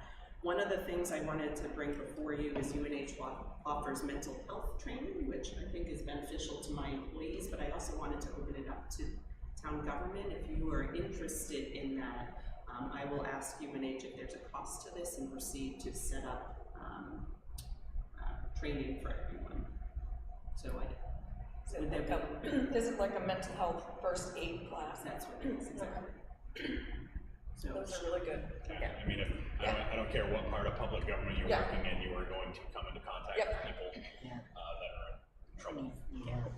okay, so I'll bring back information next month on that. And then the final thing is I know that you're in the midst of changing policies, we are doing so too. I just rewrote our whole manual that's going before the trustees for the next several months, and then we'll come back to you by the end of the year with our updated manual so you can add it to your information. That's it from my life. Thank you. Paul, I'm sure you're not busy at all this time of year. What's that? I'm sure you're not busy at all this time of year. No, not at all. Good morning, everybody. We are full staffed at camp as well. we like it that way as well. Camp is going well. Field trips have gone well. The staff is terrific. It's just a really good vibration I get there. I'm not there all the time, but they've really done a nice job. Thanks to Tammy and Caitlin and Paula for helping with people paying, tracking down people that aren't paying, keeping track of all that stuff for me, because that's a huge help. So I really appreciate that. Thank you. Thank to Susan for the music on the planes yesterday. I had no idea what a good singer and ukulele player you were. I've seen you before, but it was fantastic. We probably had over 50 people there. It was a perfect afternoon, so we lucked out there, but the Seacoast ukulele players were great. People of all ages. We had probably a 1 or 2 year old all the way up to people in their 80s, it would seem to me. But it was a very nice New England type of afternoon of music. It was really fun. So thank you, Susan. Thank you. I think it was a great idea. The South. Senior lunches are going great. We're doing them once a month. We have another one coming up in August. We just had one. They fill up quickly and they're just great. I mean, there was one where the lunch was coming late, and I said, I don't care. People are sitting here, sitting and talking and socializing. It's just so nice after some rough years to have people out there. So I gave you the list of upcoming stuff. I won't go over that since it's there. So thank you in advance to the fire department. Hopefully they're going to be able to come on Friday and spray down the campers when it's going to be 94 degrees out. But I'm sure we'll work something out there. Thanks to the police for being there yesterday. Tess was, I can't remember her last name, but she was Tess Watler. Watler, okay. I think you've thanked everyone. I'm getting there. That's for us. Yes, but she was fantastic with that, and you guys are coming on Wednesday to show off your vehicles, which is always a highlight for the camp. And what am I thanking the library for? Just being there. Being a great trio of groups and working together for the benefit of all. It's a kumbaya moment. Exactly. Exactly. I don't think I have anything else I didn't thank. Glenn for being my great corresponder and coming yesterday. It was great. So yeah. I was just going to brief the board on that one issue you had to call and apprise me of. That emergency situation that occurred. If nothing else came about, I just wanted to make sure the rest of the board was at least aware of it, so I'll advise the rest of the board, but we'll do that non-public. Yes, definitely. Yeah, no, that had a good resolution. Okay. Hasn't been an issue since. Okay. Thank you for that. On that too. You're in the line. You didn't jump in. Everything seems to be being sent to ZBA now. So we have this 3 coming up next month, and hospital court, although I'm not sure about that. We got the application. So, not good as far as time of meetings. Yeah. This also means that it's a good thing we budgeted for Robin's time, because that didn't pass in the whole conversation. So, but it's all these meetings and whatever. Yeah, it's definitely a busy time for you. Yeah, an awful lot of attorney referred So, cases. Anything else, Lynn? No, other than not only that, but because of all the legal issues that are happening, all kinds of right to know act stuff going on, a lot of secretarial time happening. Volume is continuing to be up. A lot more people coming in for help finding resources, which is pretty easy. It's a good, nice way to help people out. Big news is this Thursday, there's the comedy show, so if anyone's interested, that's at Mill 77 in Amesbury. It's from 8 to 9:30. I think there's 4 comics, maybe 5, that are going to be there to benefit the food pantry. And I am now going to start holding office hours once a month, and we'll see how it goes at the library. So thank you to them for giving me that chance to help seniors. So it's going to be after one of the Bold Builders programs, because some of the seniors have trouble with transportation. So I figure if they're at the library, if I'm there for an hour, and I can help them out. So we'll kind of see how it goes, and maybe add time if we have to, but right now once a month. So that's a good idea. It'd be interesting to see how that works out. Yeah, it came out actually in the forum. That was something that we had talked about when we had one of the forums, and it's an easy thing to add into the schedules. We'll see. That's it. Okay. So I am not fully staffed. So we're getting there. Per diem is down for some reason. Call numbers are down. So it's just people are busy. Oh, there's a reason your per diems are down. It's the on-call pay is terrible. Yes, For well, that as well. So I'm looking to work on that, along with probably 2 more positions in the spring, which still won't give me a full staff, but a lot better than it is now. So we've been dealing with multiple simultaneous calls happening at the same time. So during the day, when I'm fully staffed with 2 firefighters, myself and Kelly, then we can usually run 2 ambulances out the door, or a truck and an ambulance. Kelly's great with responding. But we just need more people to deal with the volume. We've had a few serious motor vehicles in the past, motor vehicle accidents in the past couple weeks, motorcycle accident last weekend. So just call volume is up in general. I'm working with Kelly right now on ways to handle what I would call a borderline abuse of our system by maybe a certain business in town, with lift assists and just multiple calls, and through our billing company, we can't bill for lift assist, but there is a workaround if we submit a contract between the select board and that business. It has been going in waves, and just now it seems to be steadily getting worse. All American is a no lift facility, so when somebody falls, they leave them there until we get there. So, which is the way that their business model is.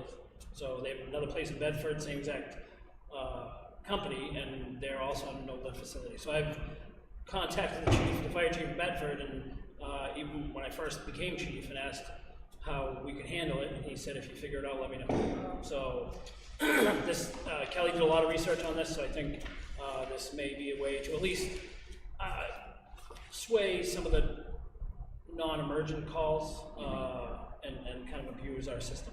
They have no one there that can help lift someone up. Is that what you're saying? Well, They have them. Their policy just prevents them from doing it. What boneheads. It seems also that they're a assisted living facility, but that they're now, I'm assuming because of lack of membership, that they're taking people borderline like nursing home. So there's definitely statutes and RSAs with the difference between assisted living and nursing home and the care required. So I think they're kind of taking in more of a broader spectrum because they need the money. But so just to keep you guys updated, probably in the next couple of weeks we come to you with probably further steps on making that happen. Other than that, so I noticed the fire station wasn't mentioned in the Dowling.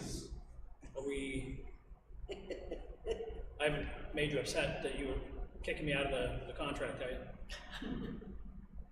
Unless you have seen anything from them on that maintenance contract, because we were gonna do that separately. Okay, I'll get together with you after. Yeah. I haven't seen it. But no, you're not on that list. Okay,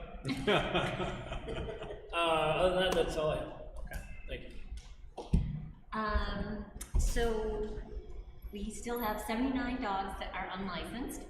We have issued the civil forfeiture, so now a dog that normally costs $7.50 costs like $42 to register because they get that fine. Officer Harvey, our animal control officer, is going to start doing visits at their doors. This week he'll come in for a list, and hopefully we'll be able to get those 79 done.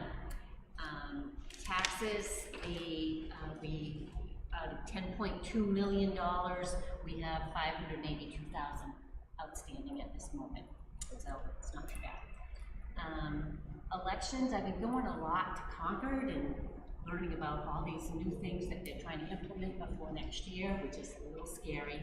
On August 2nd, I'm going up to see the 4 tabulators that one or possibly 2 the ballot law commission will approve, and then that brings up a whole nother discussion about are we going to buy them, is the state going to help pay for them, but these will eventually, the machines that we have now will go away and we'll have to have these new machines. Which brings me to poll workers.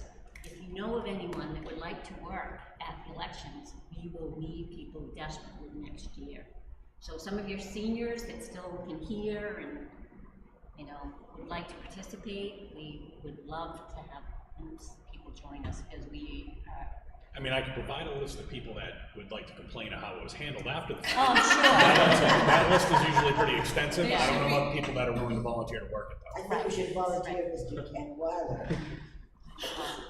Will he bring his votes? Well, they passed legislation, Too he soon, supported laws Tammy. that cripple our Sorry. polls. Yeah, I mean, we next year will be awful, the elections, so any help we could get would be great. Again, my office is helping collect money for the camp, the cow patties, Kingston Days, we're getting all that money into the office. Also, Holly and Caitlin are helping with the publicity for Kingston Days. They're doing a lot on the website and posters. We have posters downstairs trying to just get the word out. Other thing, one last thing, the boat keys, we are sold out, and we sold out twice. We bought 250 keys the first time, and then another 50, and now we're out again. And I mean, it's late in the season, but people keep asking. So, but how many do we want? Do we want that? I don't know, because I don't go down there, but is that parking lot filled on the weekends or not? So like yesterday, they were parked onto Wadley Point around the rec center, the boats with trailers. And Like was you that- looked out, That was public though, that was a public place, The not the. keys aren't getting resold on the secondary market, are they? Right. I get that, there were, I mean, the Kingston side of it was mostly full with Oh, it was. parking. So, okay. So I don't think there should be any more sold. Thank you, that's what I want to know. Perfect. Whatever that's. That's it. Is this a public comment? You can jump. I forgot one thing. So it was with the Heritage Commission and Kingston Days and any other event on the plains. It was suggested that we adopt or come up with a policy. Is that something that you want? Is that something you guys are going to do? You want Joel and I and Phil to look at? I'm just. There's no. We telling them what we want. We have it under new business. Yes. Okay, so. Yep.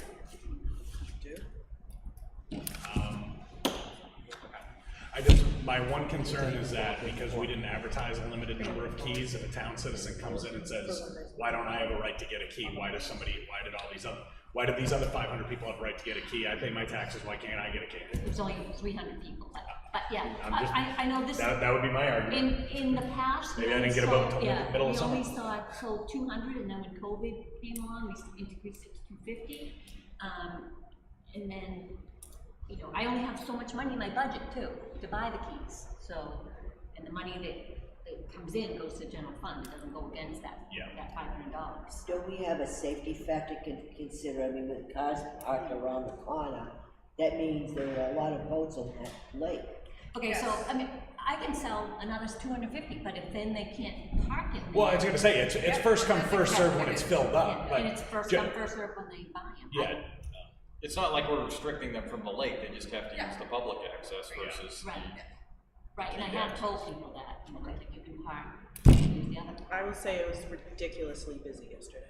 Oh, yeah, well, it's the There's, first good day there we was had. people waiting, move in to unload their boat, and then go and take the car God knows where. That was yesterday. Do you want the vehicles parked around the rec area? I mean, they were yesterday, or should that be posted, no parking? They park in the rec, like. It is posted. It's actually- posted up to the restaurant, it's not. It's not posted beyond the restaurants around the rec area. I'm thinking of actually summer days when the rec kids might be there. They were on town land, they were off the road and on the town property. Yeah, as long as, I mean, they shouldn't be over that white line.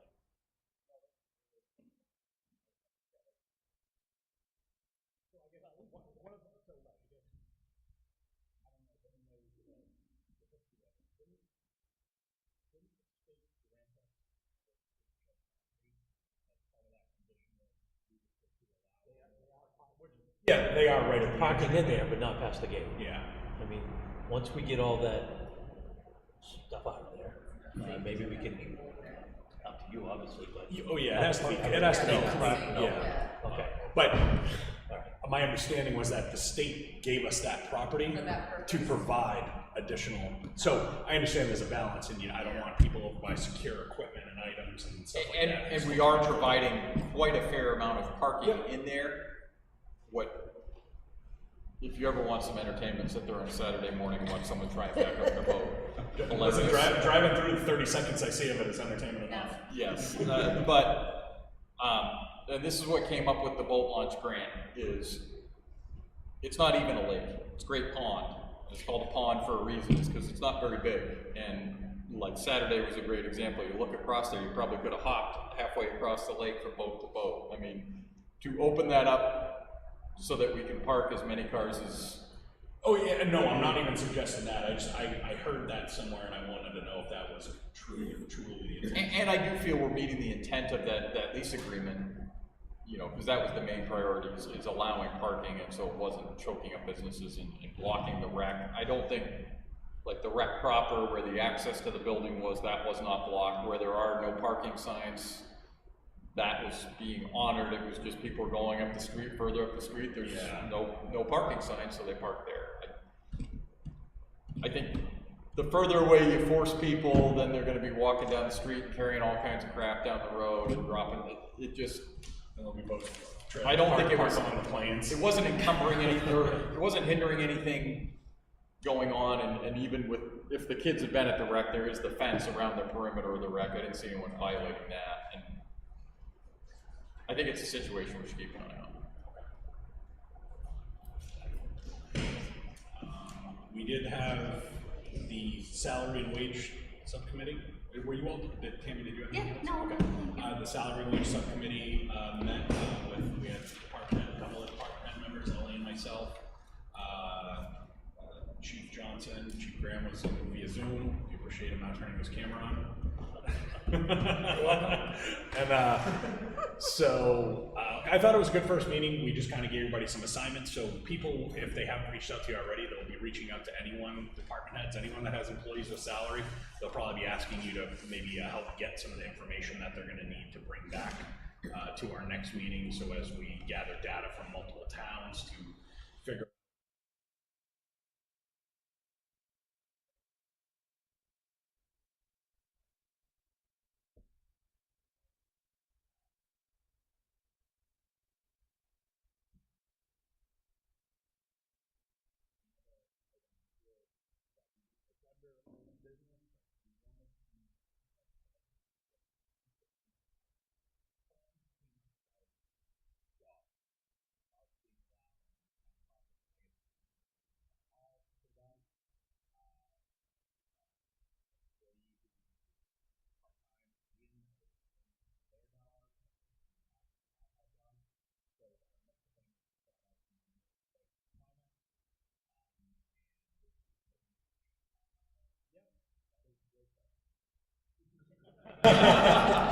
So we suggest you do what you feel is appropriate, and, you know, I understand that different I want to get input from department heads, whether they have opinions on it. I wouldn't want to do a blanket policy for the whole town that yes, you can bring your dogs to work, but if there are some departments that can facilitate it, they wanted to allow their employees once in a while to bring in their dog, but you have to weigh out that balance. Is it an animal that's going to be in a publicly accessible area, or is it just cordoned off? You know, different departments, you may have an employee that is terrified of dogs, Or allergic. or allergic, and they're afraid to say anything.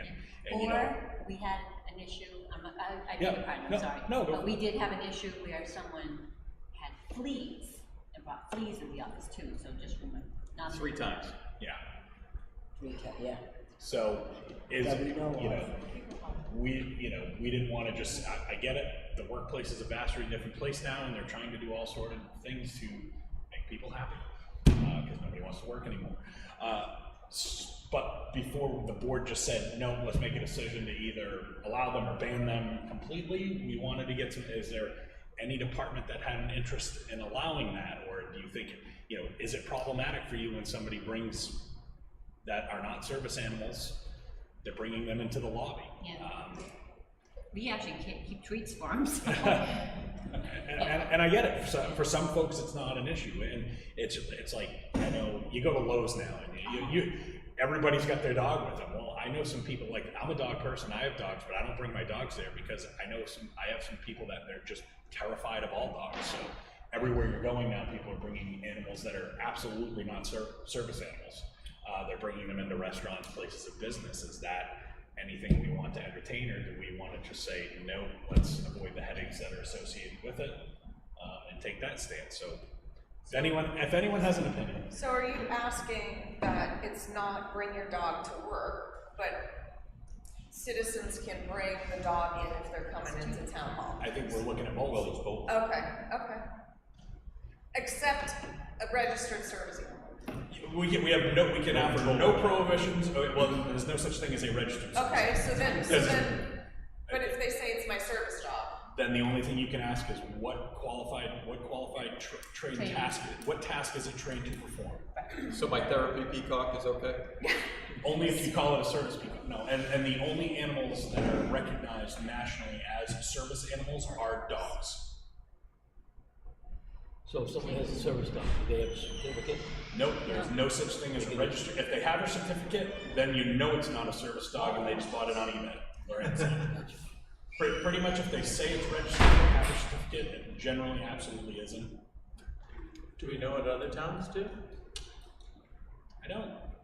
It might be like towns. I mean, I know I've seen some town halls where people come in and they bring their dog in when they're registering the dog or registering their cars. There are some,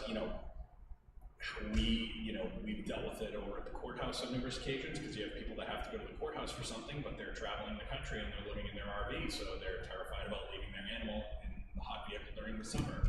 But the prohibition there is that the administrative officer courts have decided service animals only. But like you said, there's very specific finite questions you can ask, and if they know the right way to answer it, they can circumvent the rules anyway. Can this be one of those don't ask, don't tell kind of things? Well, it can be until you have department heads saying, I guess it can be we may not take a stance on citizens, right? As long as they're not, but the first time somebody's dog snaps at another dog because there's 2 dogs down in the lobby and get in a fight, or they bited somebody, there's going to be a problem. Or if an employee brings their dog to work all the time. We used to have a selectman that brought his dog to work all the time. But that also includes, somebody bringing their dog and leaving it, I don't know, a citizen leaving their dog because I know that you've had people, had people leave their dog in your office. Stacy brings her. Oh, yeah, Yeah. just, Yeah. And she was up and I'll talk to someone, Yeah. So, I mean, do department heads want some time to think about it, some discretion to use in it, or would they just rather, do you want everyone riding around with dogs in their front end loaders and pickup trucks? Or? I mean, honestly, I let the guys do that. If we're plowing for a long time, just good to have someone to talk to. Yeah. If you get tired, you can drive. No, I mean. What rate of pay? I will say, Primex said the town, really, you have the discretion to take whatever position you want. I mean, the guys, if they bring their dog in, it's typically in the garage area that the public isn't allowed in anyway. And then we've had, the one that is in the office is sporadic at best, but is also well adjusted to people and everything like that. So. And I personally do not mind giving discretion to department heads on how they handle their spaces and buildings. Just from a liability standpoint, you need to understand that if you allow somebody to do it, the moment you don't let somebody else, and if you can't clearly articulate the differences why, you are going to get called to task, and somebody is going to file a complaint and claim that they're being treated differently. What happens if the dog bites somebody? Well, then I'd say it's out forever. But from a liability perspective, right? Like, who's responsible, right?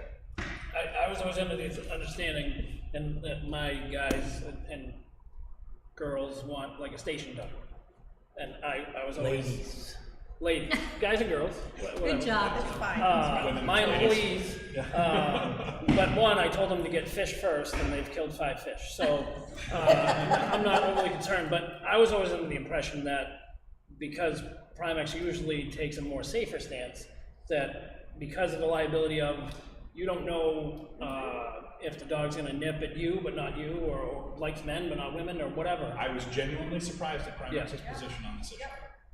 I guess I'm not the board, but I would just leave it up to the department heads, and if there is an issue, deal with it when it happens. But obviously, it's a lot of liability on the town's part, because somebody could sue the town because we we're let somebody let. But they could do that anyways.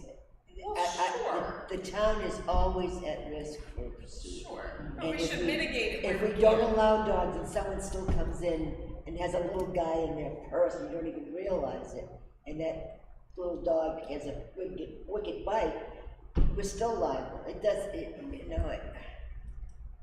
I think we're reliable more if we have policies that spell things out, because then you have exceptions to the rules and then you get crazy. So I guess I didn't want a decision today. I kind of wanted to put this out there to let it simmer for a little bit, to let people give some input on it. But I mean, like I said, I'm fairly open on it, but I would like to offer more control, because you know your buildings, you know your personnel better than anything. You may decide, yes, it's possible and appropriate, but if an issue arises, Well, then you get, too, if there's, the dogs are there, then someone's gonna, where are they gonna? then I'm gonna have to take mine to go to the bathroom. Yeah, and then there could be a health hazard. if So, they don't let so it out. you as a department head said, well, listen, this is becoming problematic. You're taking too many breaks beyond the scope of your duties, and this is becoming a distraction. So, And then how do you say, like, I know that there's 3 of us own dogs, so all 3 are gonna come every day, that would be just, it's not. Exactly. How do you? Yeah. I bring, so let's think on it, and if anyone can offer up some input in the meantime, but I'm not ready to just say yes or no. I really want some people to offer some insight if they're watching. So I think that's any other department business for these folks, if any of them want to leave before we handle any more business. I just wanted to bring 2 go backs. So what was the decision on the keys? No keys, right? We're not going to buy it now. Okay. And then as far as Kingston Days goes, we're struggling to get sponsors, like struggling. And the folks who are working with the businesses are very vocal in their dislike. Of what? Of Kingston. And the way, so this is concerning to me, right? Because I don't, they're like, why should we help them? They do nothing for businesses. And that's the rhetoric, right? So seriously, we're struggling. Like we have not raised a lot of money, and the businesses are very vocal in that they don't want to support the town. So that just is a concern for me on why? Like, how do we find out? What is there's always people who are going to complain, and high taxes, whatever, right? But is there something else? Is it, You could print out the top 15 taxpayers in town and show them how little they pay compared to other towns of similar sized businesses. Well, how do we But answer that? That response when you're asking for money is probably not gonna work in your Exactly, favor. exactly. But it's bigger than that, right? It's a flawed premise to begin with. If the businesses don't feel the town supports them, that's a bigger issue than That's a just. different issue. It can't be, it can't be just taxes, there has to be some. No, Well, exactly, so how do we? Well, Kingston's known for not being business. So why? But from the Well, land. because if you can't put a sign, Planning you board, can't do this, you fence, can't. zoning board. Yeah.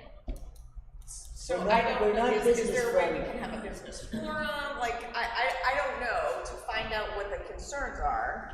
Not to say you can address them all, but at least find out what concerns are. It's worth it. I think it's worth reaching out and maybe I agree. having some type of meeting where you invite the business in and say, like, you know, what are your expectations that the town is, you know, what do you expect from the town? I mean, but like I've said it before, I've said it in private conversations, I've said it with other people, you know, Kingston's at a point where it needs to decide what it wants to be, and nothing's the wrong answer. It's either we're a small bedroom community that has gigantic lot size requirements, and our taxes are higher because we're not overpopulated, saturated with apartments, and we're not the strip mall of 125 down in Plastow, or it's that we do a windfall and you welcome business, you change density requirements, you get a temporary tax relief, and then immediately within 5 years you need more police, fire, public works, and all these other services in schools, and then your taxes are high again. It's just talking to them. Yeah, exactly. They were going to get all these tax breaks, and nothing ever happened, and it's just continued to grow. It is the nature of It's it. a fallacy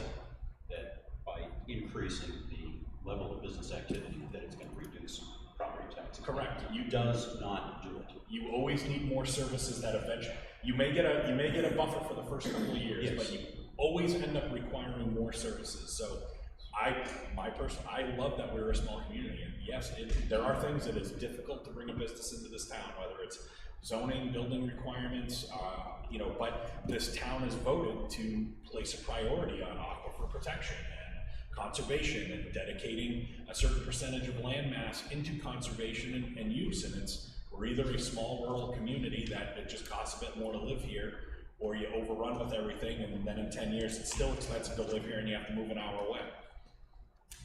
So if you look at the past, you've had Tractor Supply that wanted to come in, Hannaford's that spent multi-millions of dollars trying to fight the town of Kingston. Not saying we were in the wrong or they were in the wrong, or I don't know the details, but if that's what is portrayed and seen by people that aren't at every meeting and whatever, oh, well, you know, then you had Amazon, then you had the gas station, then you had, you know, all these businesses that come in, apply, and then go to the wayside. That's just, from what I've heard, and I hear the same thing all the time, you know, Kingston is not business friendly. And I'm not blaming the planning board or zoning board or anybody. Just but it's maybe worth reaching out and getting a consensus of the type of business the type of business this size community can support.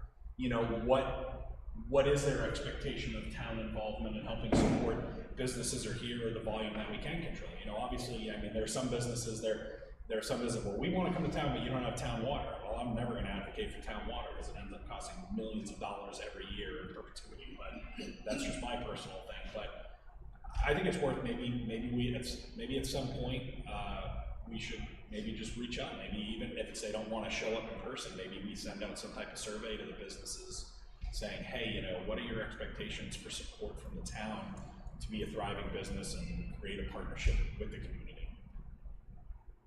Yeah, just to get a feel for, you know, it's one thing to just say, you know, they're not business friendly, but what specifically is your concern? And there's might be some things that can be addressed and other things that can't, right? So it takes a long time to turn reputation around. That's true, and it has improved, there's no question about it, but it's still the perception, because of the bigger issues like Summit, like Amazon, for example. Even the Hannafords versus All American. You know, we would have had more tax revenue in the Hannafords and jobs. Now we have All American, now we have more demand on ambulance services than we've ever had. At the end of the day, these ordinances are voted in by the voters. That's correct. It's what they've decided they want. It's not the town's just we're But We haven't there's set rails a on it. cost to those decisions, and people don't always, they don't see the two sides of it. Sure, absolutely support conservation, get to the 25% mark, definitely protect the aquifer, but there's a cost associated with that, and are we willing to pay that cost? Going into it. If we are, that's great, and then it's no harm, no foul. Lynn, go ahead. So I belong to the Commercial Investment Board of Realtors, and they do their best to stay away from Kingston. And the biggest complaint in the past had been the length of time it took. It could take a year sometimes to get a project through. So when people talk to me now and they ask, they look at what we've done in the last 3 or 4 years. We have, I don't want to say we've expedited the process, but it has become, we've tried to be more streamlined in trying to make applications easier, trying to make it easier for people. And when people come to me and ask, what I simply say, and I'm not talking realtor to realtor, I'm not talking, planning board, but what I tend to say is that if you've got a good engineer that has their act together and they have followed the rules and regulations that are in the zoning book, they will get through the town much more quickly than if they don't. Because we were having people that would come in and their applications would be, or their plans would be half done. And we would be sending them back, well, we need these changes to comply with this, this, this, and this. When I tell people that from the day they came in until the day the approval came through, the distribution center was 6 months. And they're like amazed because they couldn't even get through a big city in that length of time with a project of that size. So when people have their act together and they follow the rules and regs, they can get through the process. They do disagree.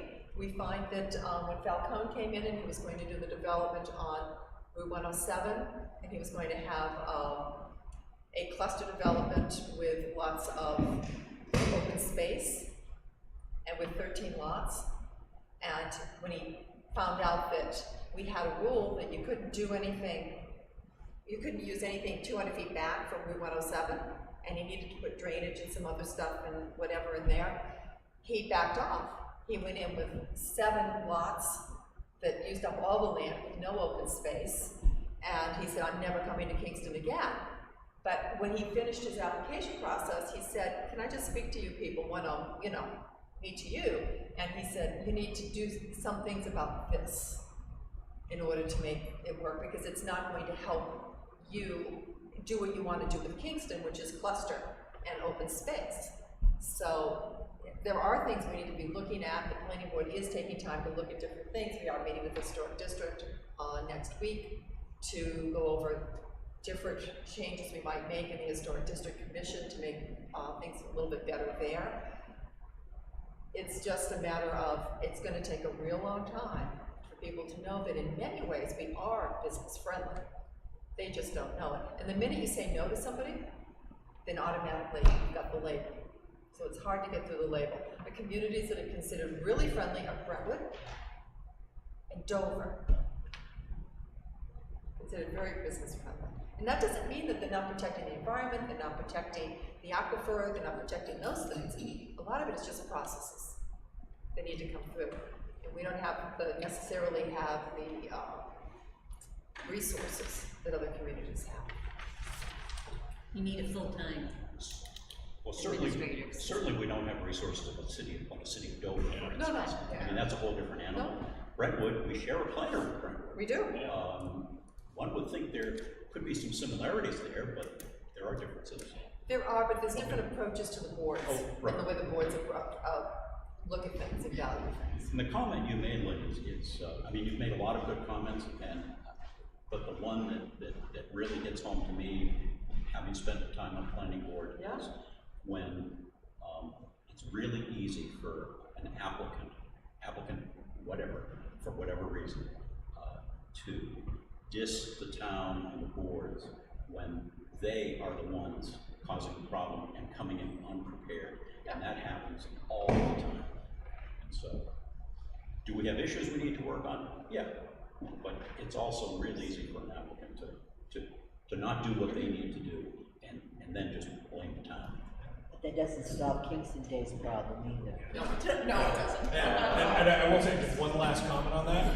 The only cost-associated warrant article that did not pass that I advocated for was having a full-time land use administrator in the office, because I said a prohibitor to businesses is when they call and there's nobody to answer the phone in the office. Yeah. What town are they gonna go to? The one that has somebody in there 7 days a week that can at least give you a couple questions and tell you when you may get some answers? Or are they gonna go with the town where you have to leave a message and you don't know when you're getting a response? I mean, I've served on the planning board as well, and I will say from when I was first on the board to now, there have been vast improvements on the process, to Lynn's point. I think at the end of the day, there is no fear that southern New Hampshire is not going to be fully developed. At the end of the day, someone will take up that property, and I feel that the people have spoken on what they want from their town through the zoning and planning board regulations that are voted on each year. People don't like to be told no, and when they're woefully unprepared, when they come in and they have, just a scratch on the back of a napkin and don't get approval immediately, it's just, we have standards that we want to hear, because these are things we're gonna have to live with for the rest of my life, and that's how I view it, is if you're here for the long term, you care about the long-term outcome for the town. And at the end of the day, that's what people have said that they're concerned with. And the other thing is, we don't have a lot of businesses in town. So there's not a lot to spread out to all the charities. So people are at our door all the time. And, when something like Kingston Days or the fire department will be in the, $2,000-3,000 range, now it's just not affordable to do that for every community. And they have multiple events over the course of the year, and they come back multiple times to ask for things. And you just can't support everything all the time. It's just not financially feasible. We do the very best we can. I think we're champions. I think our company happens to be a champion for the town of Kingston. Always telling people the great things about it. In fact, I just sold the house, Dan Mastriani's house down here at 191 Main. And we've actually, the person who bought that was an architectural historian. And he is, yeah. and he is a, artifact, whatever, archaeologist. But, so I supplied them with the Kingston history book, as a gift, just because they have such a, you try to tell people what's important and what's going on with the town of Kingston and tell them what can bring them in. I mean, when I show a house, I stand there for 5 or 10 minutes telling them all the great things about living in Kingston.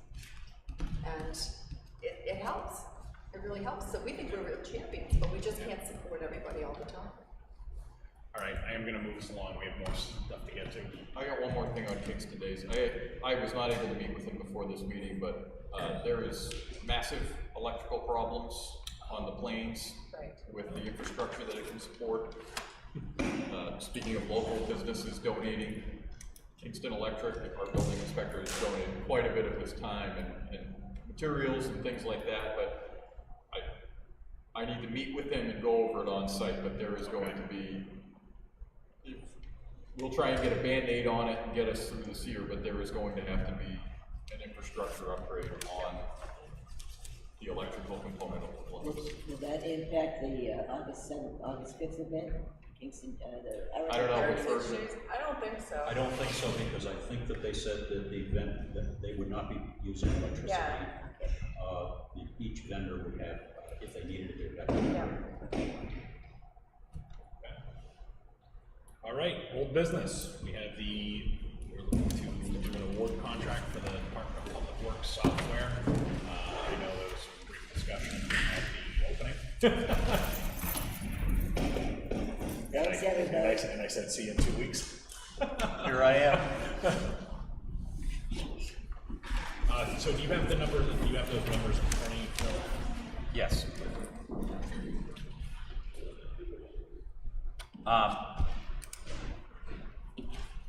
Actually, I don't. You don't? Okay.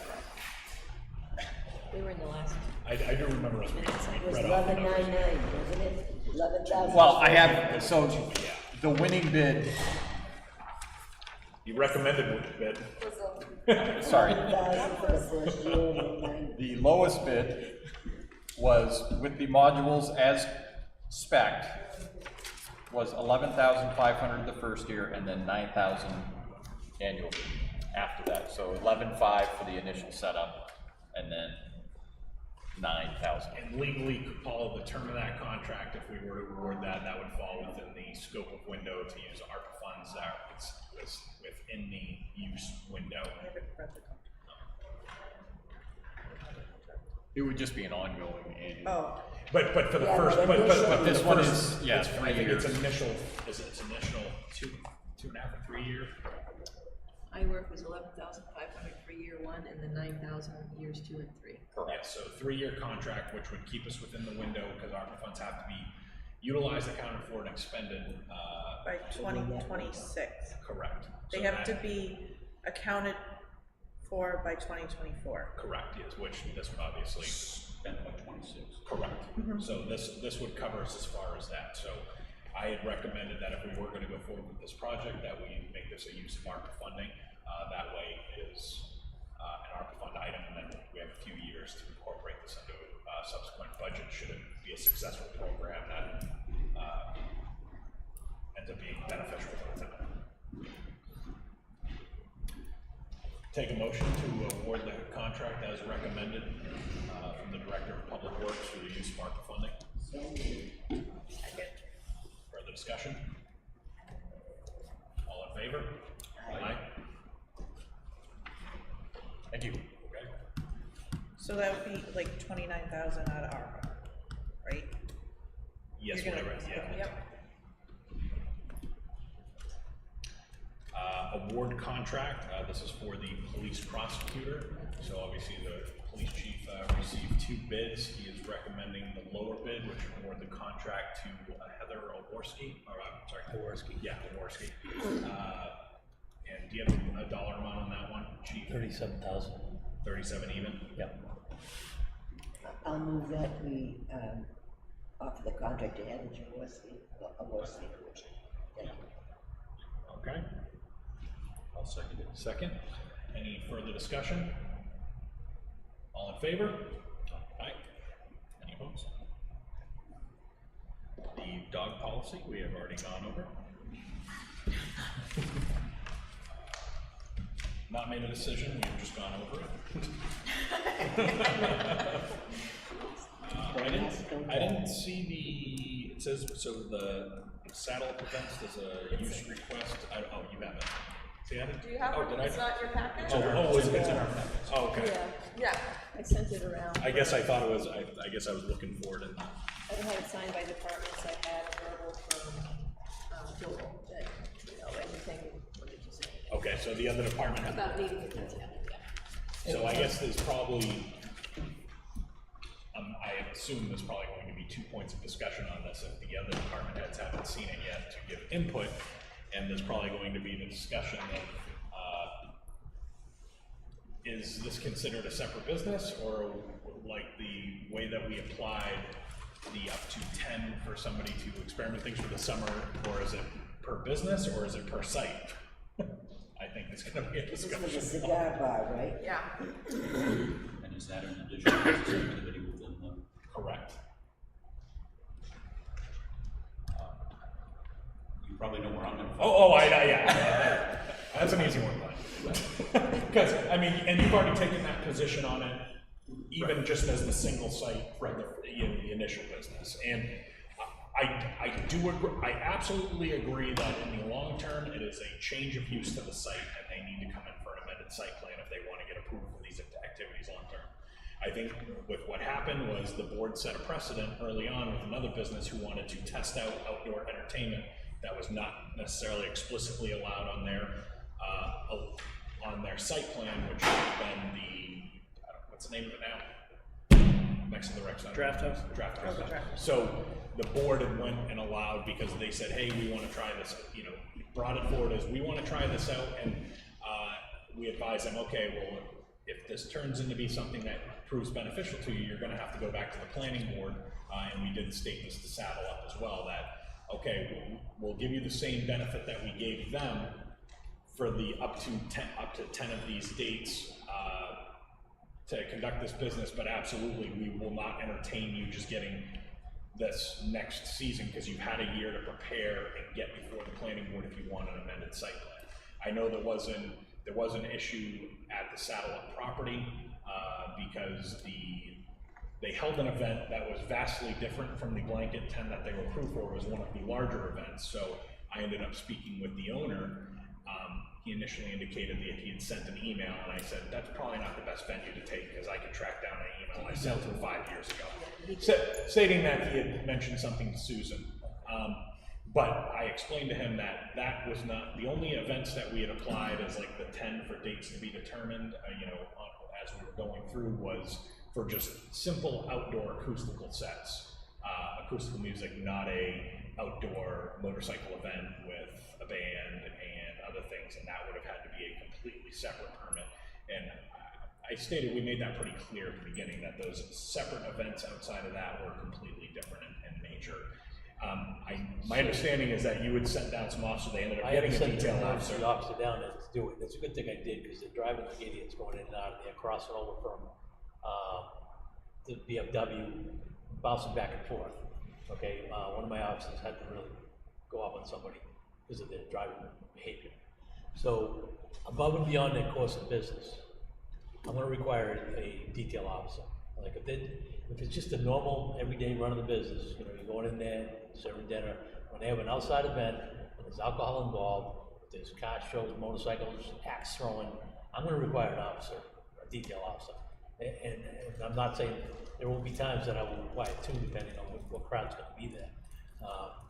Sometimes they're a little rougher than normal. If they're walking around with alcohol in the parking lot, that's an issue for me. So if I don't have an officer there, they will go ahead and do that. Oh, and that's why this particular event, it absolutely should have come forward as a separate thing, and you as the police chief and our public works should have all had an opportunity to give input for that specific type of event, because it was definitely not the if it's not the 10 outdoor acoustic set musics that were going to be spread throughout the summer. So the draft house, do they have outside entertainment now? I wasn't aware of that. They were authorized up to 10 dates where they could have light acoustic or small amplified music. Okay. So on the outdoor patio.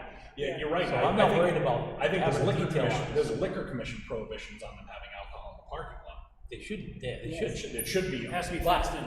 The crowd, a lot of times the crowd that goes down to the saddle up tend to wander. Okay.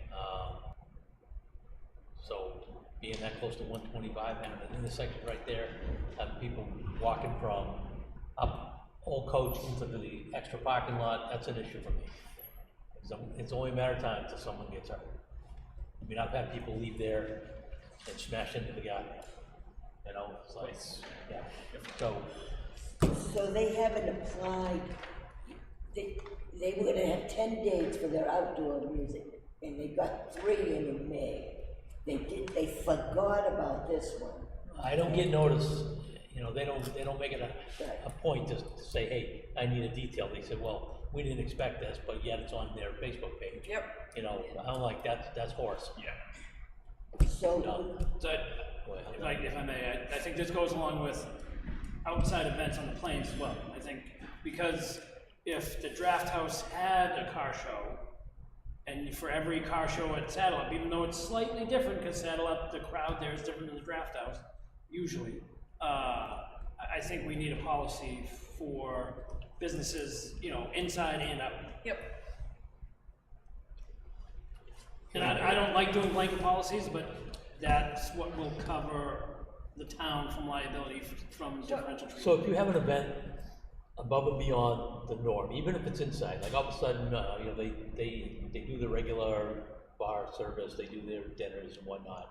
If they have an event inside that attracts twice the amount of people, would that require, do you think that would require an officer to be inside? If it's an inside event. Friday and Saturday night. So I'm just thinking, because it would be really hard to list every specific, right? So would it be when there's an event? It is signed off on here, right? Where you make that call then, if there needs to be a detail? Yes. So I will get the notice from Susan, and I will require a detail, you know, if I sign up on it, I will say, yes, I need a detail, check it out, check that box. And I guess maybe. But I'm not just picking on Sal, I'm saying any for any business in event, for town. any event, we even need to- for the planes outside, right? If we think it's gonna need a detail or anything above and beyond than people doing yoga on the planes, then you need to be able to make that call. Right, and yoga on the planes, I kind of, you know, I'm not worried about that one. Yeah, yeah. Yeah, and I guess, and maybe in one of the provisions that when we do approve some of these events, if they're ones that have multiple dates, maybe initially it's, chief's like, I don't know if I'm gonna name an Eagle officer, I don't think I am, but we may need to just make sure it's part of our motions or convey to these things, you know, if this grows into a larger event than you were expecting, or it ends up being much busier than anticipated when these approvals are issued, you can be subjected to requiring a detail officer by the chief of police. So, to get back to satellite in this particular one, that cigar bar was part of the original proposal before the planning board. No, it wasn't. It came in a satellite, and that, because it was just where they had the pizza oven and seating out there, that was part of the restaurant. They then came back and. So they withdrew the cigar bar? No, the cigar bar is now got added. The cigar bar has only been there for 6 months. Okay. Did they do a site plan for that? No, it was never really ice cream. It was just a So sitting why do area. they need a special permit to benefit the Kingston Fire Auxiliary? No offense. But that's pretty political as far as I'm concerned. Well, let's face it, if there's a loophole, we can find it. If you're like, what businesses can get granted up to 10. So, Chris, is that, yeah? Did the Ash Cigar Lounge, they went through they have their own separate site plan and their own, whatever that terminology is, I'm not familiar, to open a business? So, is it separate from Sal? I know it's in the same building. But it's completely walled off. My understanding, are you able to, because you have to access it, because I think they have regulations for food and stuff like that, where it's now a separate entrance on the outside that you can't walk in between. Does it have its own site plan? Or is it Well, part you of always could walk in, excuse me, but you always could walk in the old lounge, that's when the. You can't, but now it's a door, they built it up and separated off that road. You can't access it unless you go outside and walk to the other door. And it's per state regulations due to the access to the smoking and stuff like that, it couldn't have a shared door that went to an area that has food. Do they have to have an amended site plan for that? To open that? Peter, do you by chance remember when they came in to do the cigar bar, was that did they do it? I think there was something that they found in there where it's essentially, they were able to carve it off and it's considered almost more like Carriagetown Plaza, where they just set it off. And So they rented out a section of the restaurant at the tail end, basically. And they walled it off and essentially created a separate spaces. Yeah, I'll take Because we had a lot of discussion about We did have discussion, and quite frankly, the state law says that it has to be a separate business. A certain percentage of it has to come from cigar sales, and they changed the law a little bit about whether you can serve food, you can't sell it, but serve food and drink it. So when they get the liquor license, the issue came up. Technically, it's a new business. It's owned by a separate company theoretically, and by state law it has to be. And it should have come up for a site plan review, amendment. But it did not. It never did. And that was Richard Wilson's decision saying that the state had approved it. And my answer to that was, well, the state approved septic systems too, but you still do that. So an indoor business that exists all the time wants to all of a sudden have an outdoor acoustic event, I'm gonna say no. Well, and I would say this is because and that's why I'm saying this site is probably a little different, because if does the outside belong to satellite? Like the outside seating spaces, and is that their intention, or were they looking to have acoustic solely inside of the cigar bar, which is not what this application is. This is another 10 days in addition to whatever satellite wants. It's a loophole for them. No way. I mean, isn't it the site plan I mean, you could use Carriagetown as an example, but that site was set up to have individual businesses of a certain type set up in there, whereas to my knowledge, It's not. it was for one entity to be in that building, performing as a restaurant, lounge type environment. Oh, and well, listen, the So site this plan would be doesn't like a allow that subdivision to of go. the site plans. There's that. Right. There's that. So There is that. this is the special event permitting Yeah, process okay. that we had set a precedent. Did we issue that 10 to a site, or did we issue it to a business? And I think this is gonna go into a bigger discussion that I know you wanted the town to have discussion on. At one point, you know, like the planes being used, are we just offering free commercial space for people to operate their private businesses on? I mean, I think there's a bigger discussion that this probably all ties into, but we have to address. I think we have a situation here where there's a business identified within another business. This additional business has not been approved through the site plan process. I don't see how we can grant permission for something to happen in a business that has not gotten town approval. Yeah, I think that was the issue that came up, is when you get a new business in town, it needs a business occupancy permit like this. Yeah. And so normally when that happens, a commercial occupancy permit would go to the select board, and the select board would send out a request to the planning board to see if they have any issues with that. And if the planning board had gotten that request, they would say, well, this is a new business, it's on the site plan, that it doesn't include a cigar bar business. It's not even a business that's permitted or denied as a single category business. I mean, because it would affect the current business as far as seating occupancy, because fire code and occupancy is based off of the square footage that was calculated in the space. And right, and presumably the occupancy permit for the cigar bar would have been a portion of whatever the occupancy permit for the entire business was when it was approved. So you know, that would be the fire department. But I don't see how an occupancy permit could. So I agree with your assessment that we can't take any action on this because this is not a business that's been granted via site plan review. I don't think we even need to get into the discussion about the number of dates, where they're located. The fact is, it's for a business that has not received site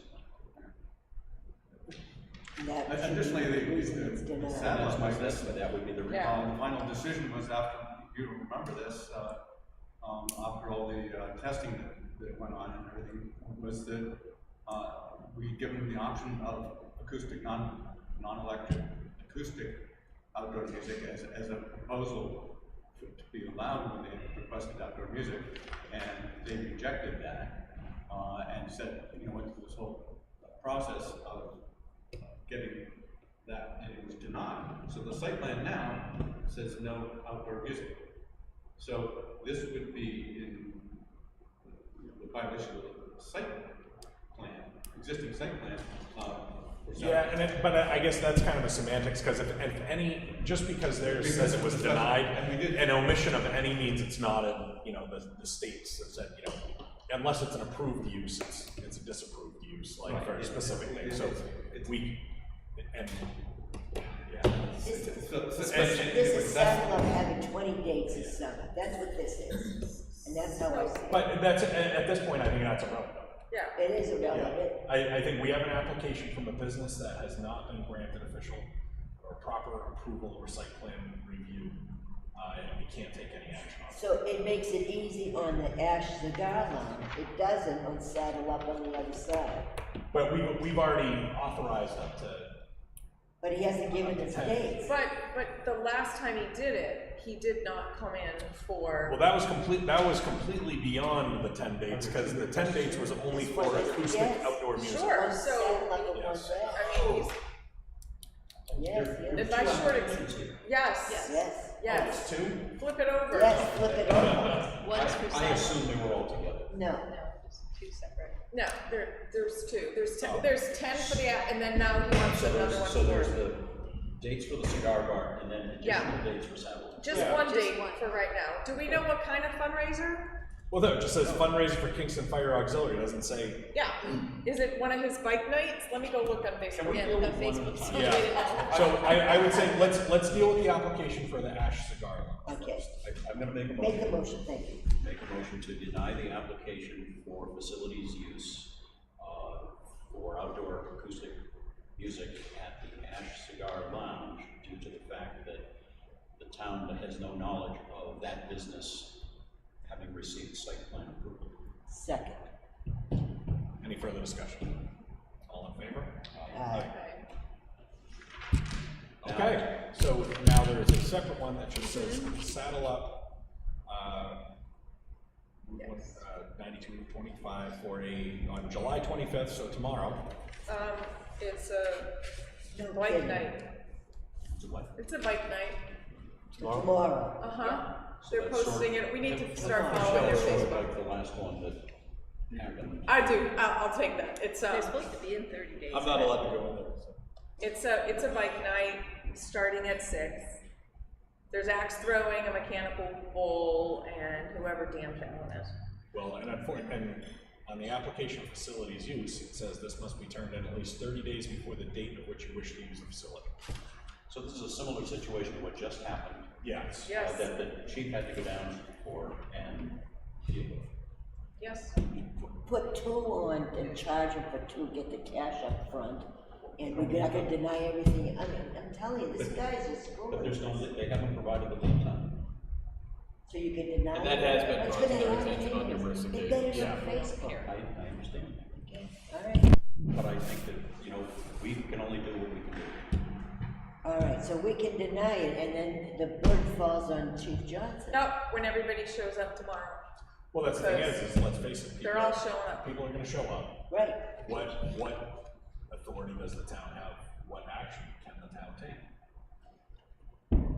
There was a letter generated by Attorney Cronin, who was dealing with this matter specifically. I believe it was. 2 years ago? Yeah. And that wasn't a cease and desist. That was, what was that, Susan? She was operating in COVID under extreme conditions. No, but there was. I would strongly recommend pulling that file and seeing what he wrote there, because that required immediate action. It involved a Superior Court judge, you know, to stop any further incidents from happening. But so we're gonna have to pull up that letter and then what did it, so. This is from about Saddle Up last year. Yes. So he did request a detail for tomorrow. What's that? I just confirmed, he did request one, which is. But the problem is, like he puts on the application, it doesn't say bike night, doing stuff in the parking lot, is there a ban, is there? So are we shutting them down for that tomorrow or not? What's our legal authority to shut, I remember when the first site plan I ever revoked, they still continued doing business there for 3.5 years. A lot of people wouldn't get the info, it's gonna happen anyways, people Yeah. are still gonna show up, and I prefer to just let it slide this time, put the officer in there, just to have somebody for safety reasons. Yeah, and we're not gonna be able to get any action even if we pull up that letter. Right. There's not enough time to do it tomorrow, so I think you have a right to demand, you know, Oh, I did. require police, because we know it's gonna show, but we have to take the further action. Right? But we Deny can't further stop it at this point, it's any already in further, motion. Yeah. Activity outside. Right, Yeah. I mean, we could deny this application, still put have the chief get the detail. We can Well, I deny mean, it. I think we have to deny this because not enough time, not enough information. Right. Against what we originally said. Correct. There's no detail. It does So- say what they're gonna do. So just so, he doesn't have any other approved dates by us. We had said he could, but he had to, We said we would authorize up to 10 as they came in. as they came in. So on Sunday, they held an acoustic thing on from 1 to 4. And we hadn't approved anything, so. That might be inside. He does a lot of stuff inside. Okay, because it's hard to tell, like he doesn't say, I don't know. Yeah, I don't know. I hate to say it, but, you know, this is probably an example of a business that, probably feels the town is. Yep. Oh, he's felt that from day one. Absolutely. You know, he Horrible to them. Absolutely. I was But he thinking the hasn't same done thing. anything according to. It goes both ways. I Yeah. understand. The way I see it. But when someone says, we're not business friendly, there's Yeah. an example of someone who wants to do whatever they want to do, and when certain restrictions are put or processes put in front of them, they really don't want to deal with it. He's gonna be very vocal about it too. Of course. All right. I just forwarded you guys the initial cease and desist letter and what that was regarding. The site plan was specifically mentioned numerous times, and the door music. Thank you. Thank you. So we need a motion on this. I move to deny the application for satellite for the July 25th event for lack of timeliness and lack of information. Second. Any further discussion? All in favor? Aye.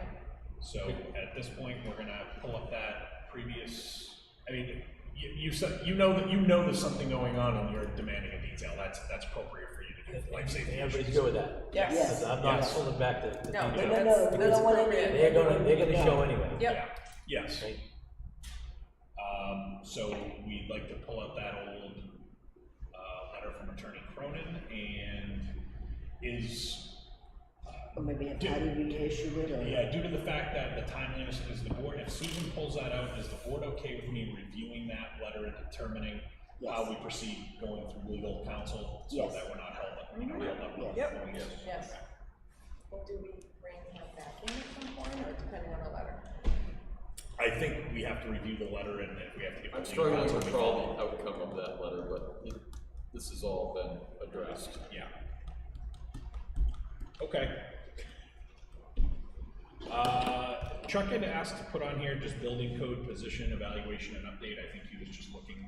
Yeah, I talked to him about it. We had, when we brought it up, when Richard decided we would agree with you, Mr. Special, that we would wait till the end of the year, go 6 months and try, and Chuck had forgotten that. I think he was just looking at, does anyone have any issues with how it's going? It seems like he's been very receptive, and we've had a couple things that it looks like some things kind of got pushed back, but as soon as we brought it up, it seems like they were brought to attention. Because we could use just regular office hours. Okay. Maybe a little more if you can do it. Okay. That was the one comment I had, was that I had heard from, in particular, the assessment clerk, who was mentioning that people have been approaching her wanting to know when he was going to be in the office to talk to them. And in all fairness, I think he was still getting his legs under him and trying to get his schedule established.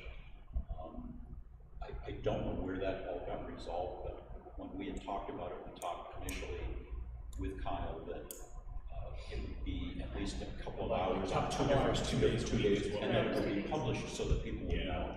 Yes. Okay. We need to know when those. So I can follow up with him. I'll give him a call today and see if we can get something set up. And at least so that the office knows. Yeah. And they can communicate that. And if he has, and I'm sure he's probably going out as vacations, can't be somewhere, but if we do find a couple of days in his absence, if Mike Dorman can fill in on those office hour times, since he's our backup building inspector as well. Works.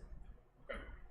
At 8 o'clock in the morning, right? We're looking at 8 to 10. Yeah, generally, I think they, a lot of the builders would like somebody there in the morning. Right, even on all 5 days.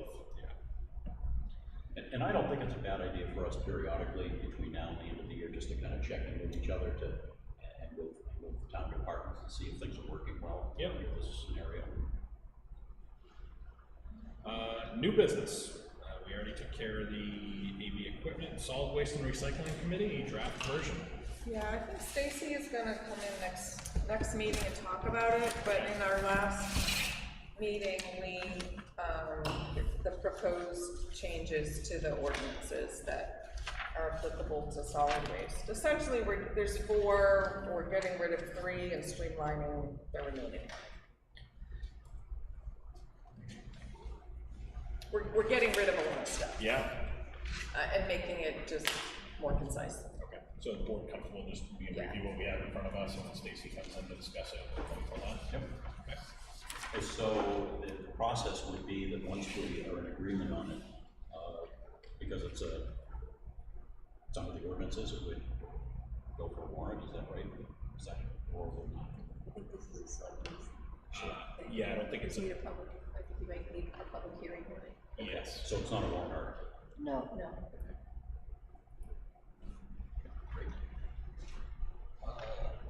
new policy for use of planes, including detail needs and rates discussion. I mean, I know you've been vocal on this in the past. I know there was discussion we wanted to talk about. I mean, there was discussions of turf management programs, how we're, I had some folks commenting that we want events on the plains every single day and weekend. Every month. And, which I appreciate the enthusiasm of it, but I also recognize one of the nice things about the plains is that if you want to go down there with your family, most of the time you can, and you don't have to like look at a schedule to see what's conflicting. But I know there have been some concerns with if we schedule too many large events, the overuse and impact that has. So, with respect to the turf management, obviously a year like this where it's raining every day, it's not a problem to keep the lawn green. But next year, when we have our scheduled drought, it will be a problem. And this has done a lot to bring the grass back, but there is one section that's still far behind. It's beat, and there's going to have to be some actions taken on that. I guess my larger concern is with the commercial use of the plains. You know, we had done events, like a one-time event where there was an antique show held on the plains, and that was a structured event. This would be, you know, the request that was before the board was for a recurring event to be held there. They're not going to have porta potties there, so they're going to be having this event, no place for people to go to the bathroom.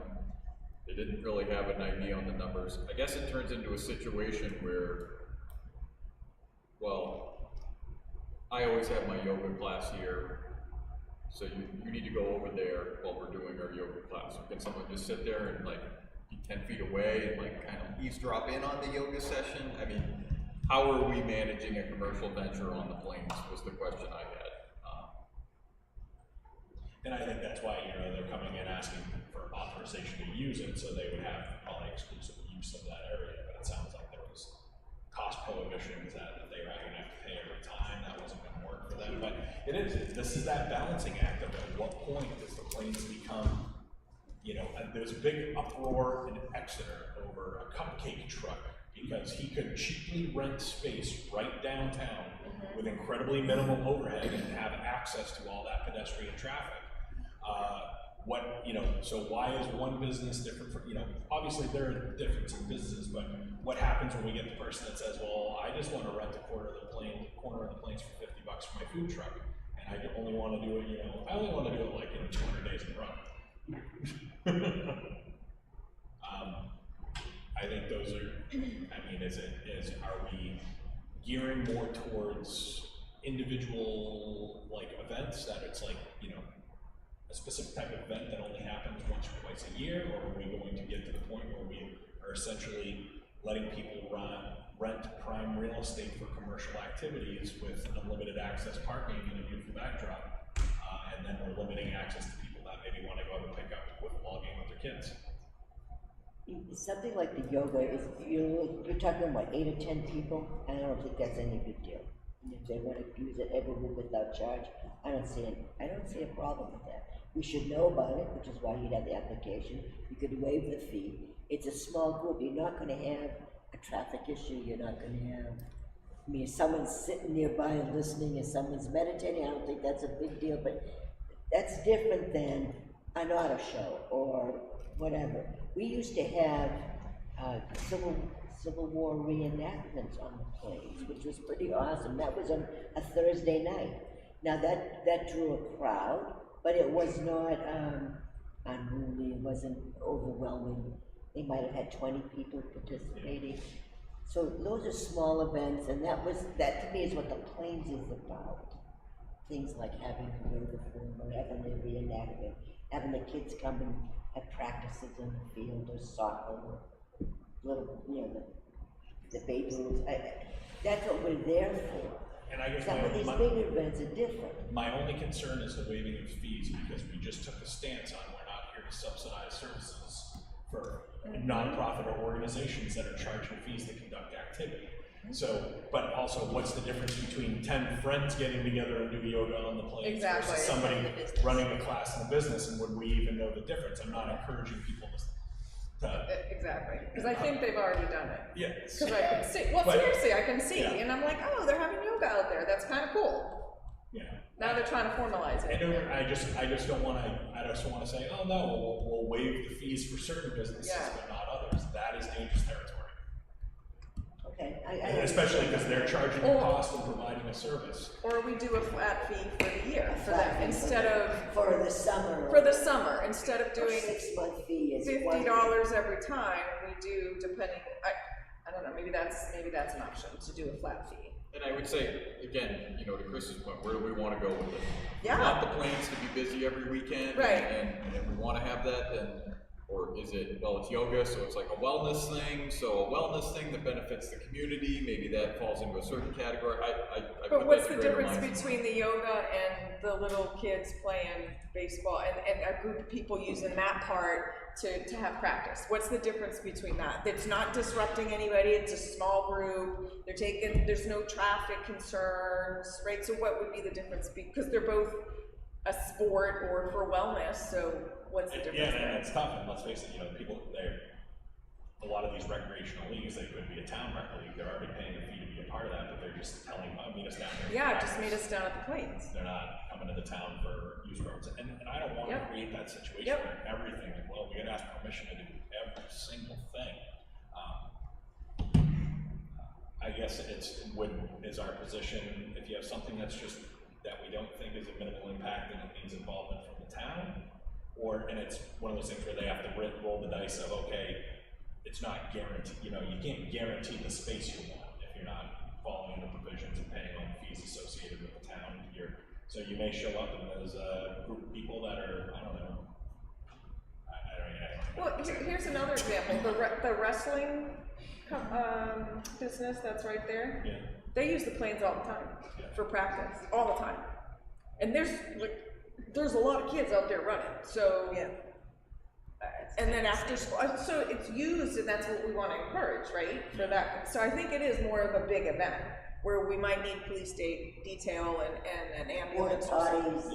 Yeah. Traffic, all of that, porta potties, right, but I don't know how we quantify that. And it's, but I think there just needs to be, but like you said, then you get to the person that's like, well, I'm just a food truck, I'm only using this 25 by 18 square foot space, what big deal is that? But they're selling something, maybe that's the thing. Correct, yeah. Maybe that's the thing. They're selling yoga classes. Yeah. Not on premise, they're not. I'm just the devil's advocate. And that's what I'm looking at, is like, okay, I'm gonna bring my kids and I'm gonna sit on the periphery while you do your yoga class, and then the instructor's like, well, this is a paid-for class, well, this is a free area where I can just hang out wherever I want, so. You're right, but I don't think we can stop someone from sitting there listening. I'm just trying to think of a lot of unintended consequences here of all the things that, you know, we always talk about, well, we did this for them, so now I'm just bringing it to the board to. Because as soon as look we at tell the one potential. person no, they're gonna come in with a bunch of examples that they want to equate to being similar, who you said yes to, and they're gonna claim that they've been treated differently.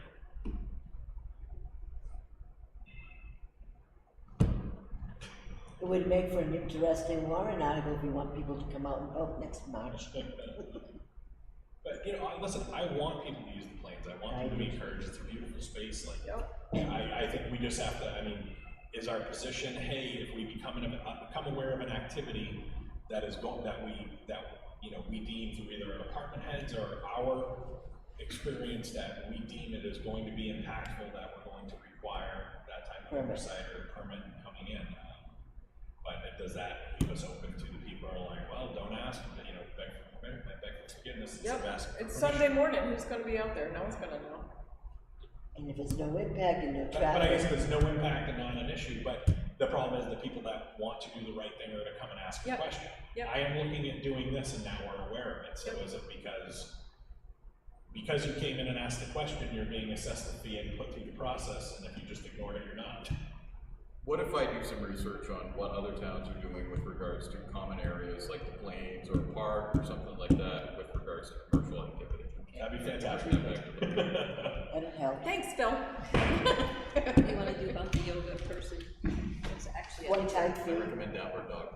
Is that one before us right now? I think it's still downstairs. It's on the next, it's under Correspondence. Yeah, and I don't think the form is in front of you, unfortunately, I It's think, just I the think a email. one-time fee would be appropriate. Yeah, one-time fee for, it's. She's a resident too, she grew So, up here.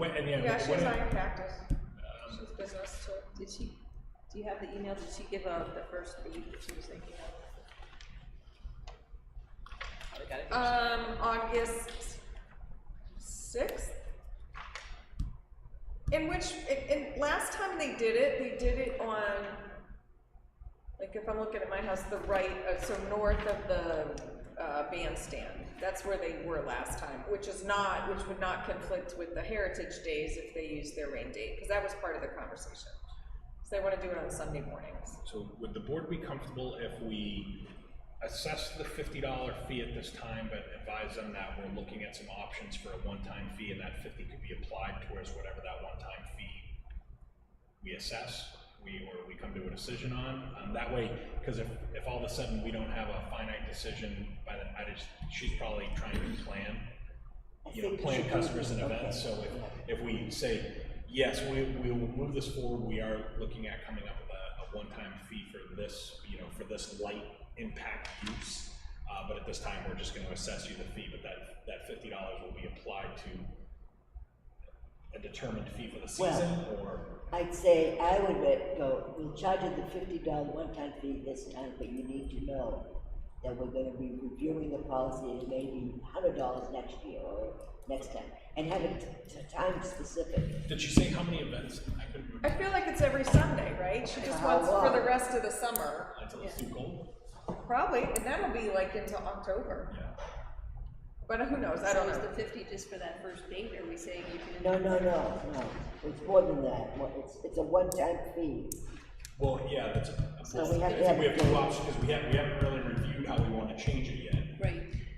So I'd like to assess that fee, but maybe apply it to whatever we come to a decision to. So it's not like you're gonna. She doesn't have an end date, but that's what we would need to have, maybe 10 weeks. So if she wants to agree, to that, she's gonna understand there could be a higher fee that we would assess. Would you want to keep? We're looking Susan, at, I think Phil I'm not- has agreed push it to out fast. discuss with other communities, how they bill for some of their open spaces and some limitations. And we discussed that we'd be open to discussing a change in the policy for maybe a minimal impact use to have a fee for a period of time, so it allow the multiple dates. But I had suggested that maybe we say, okay, we're going to approve this and assess the $50 fee at this time until we come to a determination of an appropriate fee, but we'll apply that 50 to that. So she either rolls the dice of, okay, I'll pay the 50 and I don't know how much more it's going to be yet, or, well, I don't want to go forward, I don't want to start until I know exactly how much it's going to be. So I'm gonna tell her $50 and that'll cover you for the season. And we'd like to know, like, how long she anticipates the season being. I know it's probably weather dependent. Right, but then when you decide, it might be $100 for the season, so she'd owe us 50. Well, it depends, it might be $50 for 13 weeks, another $50 for another 13 So weeks. at the beginning of her email, they are doing free yoga for Kingston Days, just for that time, and they're having contributions to the food pantry for those 2 days. But yeah, I think, finding out what the towns are doing. When the fee schedule for town properties was made up, I want to say that was 2019, it was well acknowledged at that point that there were going to be a lot of questions. And but we had nothing on the books whatsoever, so this was an attempt to just at least have something quantified. And maybe this is one of these situations where you want language in there that says the board has the discretion to come up with a fee for minimum impact uses, so it's not on a chart. So you keep saying, and I like the impact, so if we could, when we do the policy, we can assess things as low, medium, or high impact, and that could help determine. Like if it's low impact, literally they're sitting on the grass, that's like zero impact virtually, right? So I think and at the end of the day, this would be something that Paul would probably put on as a rec center for sure. thing. Yeah. So There's I mean, different. there could be a category of events that have a broad appeal to all the residents. Okay. Well, like ukulele last night. Was a rec sponsored event. Probably low impact. Exactly. Bill, when you speak with communities, Hampton Falls has a nice common area. They were at the top of my list. Okay. It gets used a lot. And I honestly don't know what they have for policy, but it might if it's on your list, that's good. They'll have a policy. They're big on policies down What's there. it? Oh, they're big on policies down there, I'm sure they have. Okay, moving on. Public comment number 2. Oh, was there anything else? Wait, was there anything else on the new business? Just use something here. Yeah. I was just pointing. That'd be good, I need to wait 3 hours. Pam Brown, 23 Sunshine Drive, Kingston. On Mr. Key's presentation on herbicides, it was a little difficult to read the screen, so maybe I could get a copy of it. I'll ask him for it. Send to me, that would be awesome. I do have several neighbors who are working today that remain opposed to the spraying on Country Pond. Dean Actors and Sandy Maida have been here before. As far as the Kingston Days clarification, again, I appreciate, you know, you're taking the time. I do appreciate invitations to the meetings, but I'm on the school budget committee. I'm on several meetings. I have several meetings a month, as you all do. And when I found out about the possibility, and I noticed the June 8th minutes saying that they would not allow political parties, I thought the brandishing of a gun and then the sudden leap to barring political organizations was quite a stretch. So I would just say, to remind you that the Kingston Days Committee is a volunteer, it's advisory, it's not an elected position. And rather than holding a couple offline discussions with people, you should put it on the agenda because you might be violating right to know. It has to be a noticed meeting. And I suggest, we put our application in on June 13th. So instead of having a motion like this, you should probably contact the affected organizations and just invite them to a meeting so they know it's coming, rather than crafting a motion like this, because it does limit our speech opportunities as well. So that's what I'm just saying. And I appreciate Ms. Ayer's minutes, they're quite awesome. So Thank you. Good work. Thank you so much. Thank you. Worried about these ones. All right, no other public comment. Looking for a motion to adopt the meeting minutes, both public and non-public, from June 12th. So moved. Second.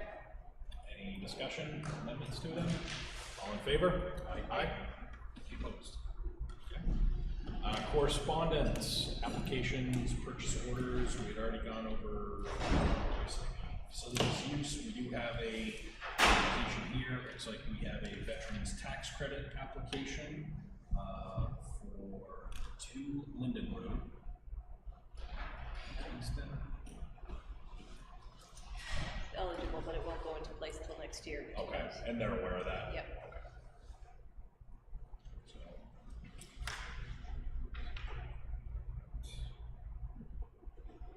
Thank you for writing out my full name of Christopher after the whole grant issue.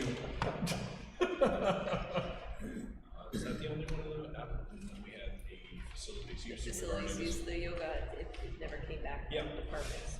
So, are those ready to pass down this way? They are.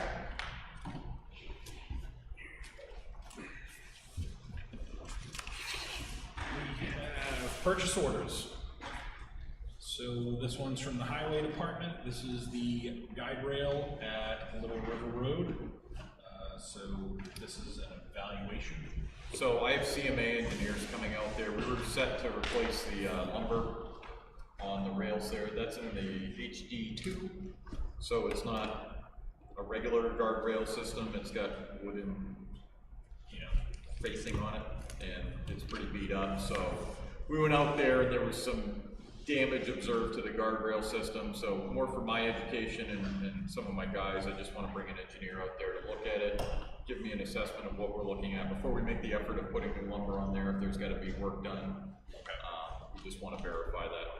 And we do have there's a bridge block grant from the state that we got last year that we have not tapped into yet. We are going to be using that for the Main Street Bridge mostly, but there should be about $10,000 left from that at least. And so this is one of the things we're going to be spending that money on. Okay. The replacement of it would be eligible for that, or even the evaluation is available? So the evaluation, any engineering tied to bridges qualifies into that grant. Okay. I have no issues. Board doesn't. I'm just hoping I can be there and kind of learn from the guy what he's looking for and what the solutions are for that, so hopefully it's a one-time expense. So this was the float replacement that you went ahead for the town hall? Yep. So obviously, keep the influence going. Yeah, yes.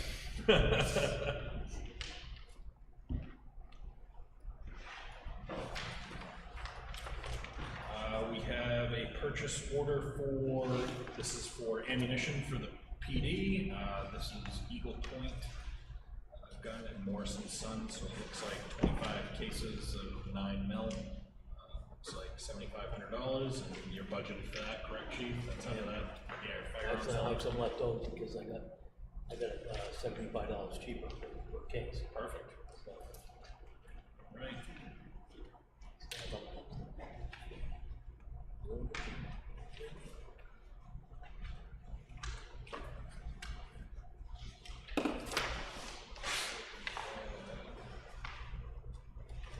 This is the seal coating.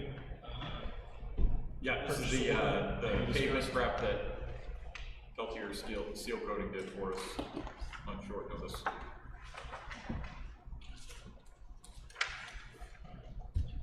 East Coast Lumber, this is the rec center, new addition roofing materials. There is a quote attached here if anyone wants to take a look at it.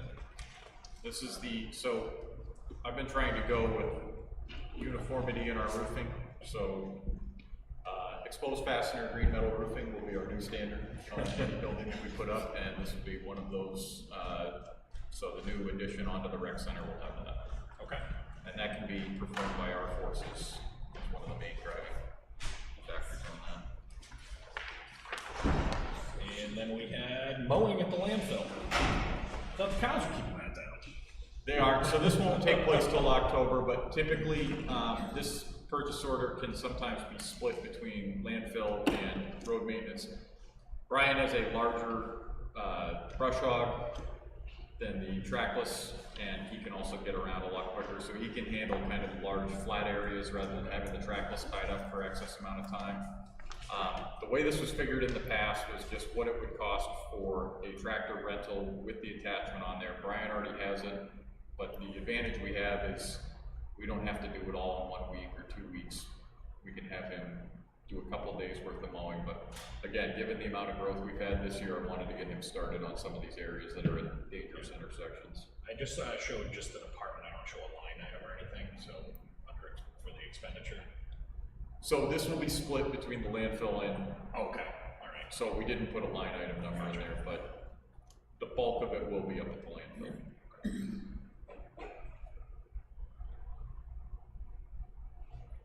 Are there any other purchase orders I'm missing? Or Well, Phil, I'm sure has another one or two hanging in there. I'm ready with backups though. The ink never dries on his purchase orders. Yeah. Rome Construction, you guys did that one? So it looks like all we have left now, unless there's anything else anyone else needs to bring up before we go into non-public. I count 4 non-public items that I have kind of come up with things that are coming up. 2 of them are for the police department, and then when we're done with the police chief, we can move on to the other 2, which are really more just updates. So, with that being said, I take a motion to move into non-public session under 91A3, Roman numeral 2, section C. At least one of them is C, and then I believe we're also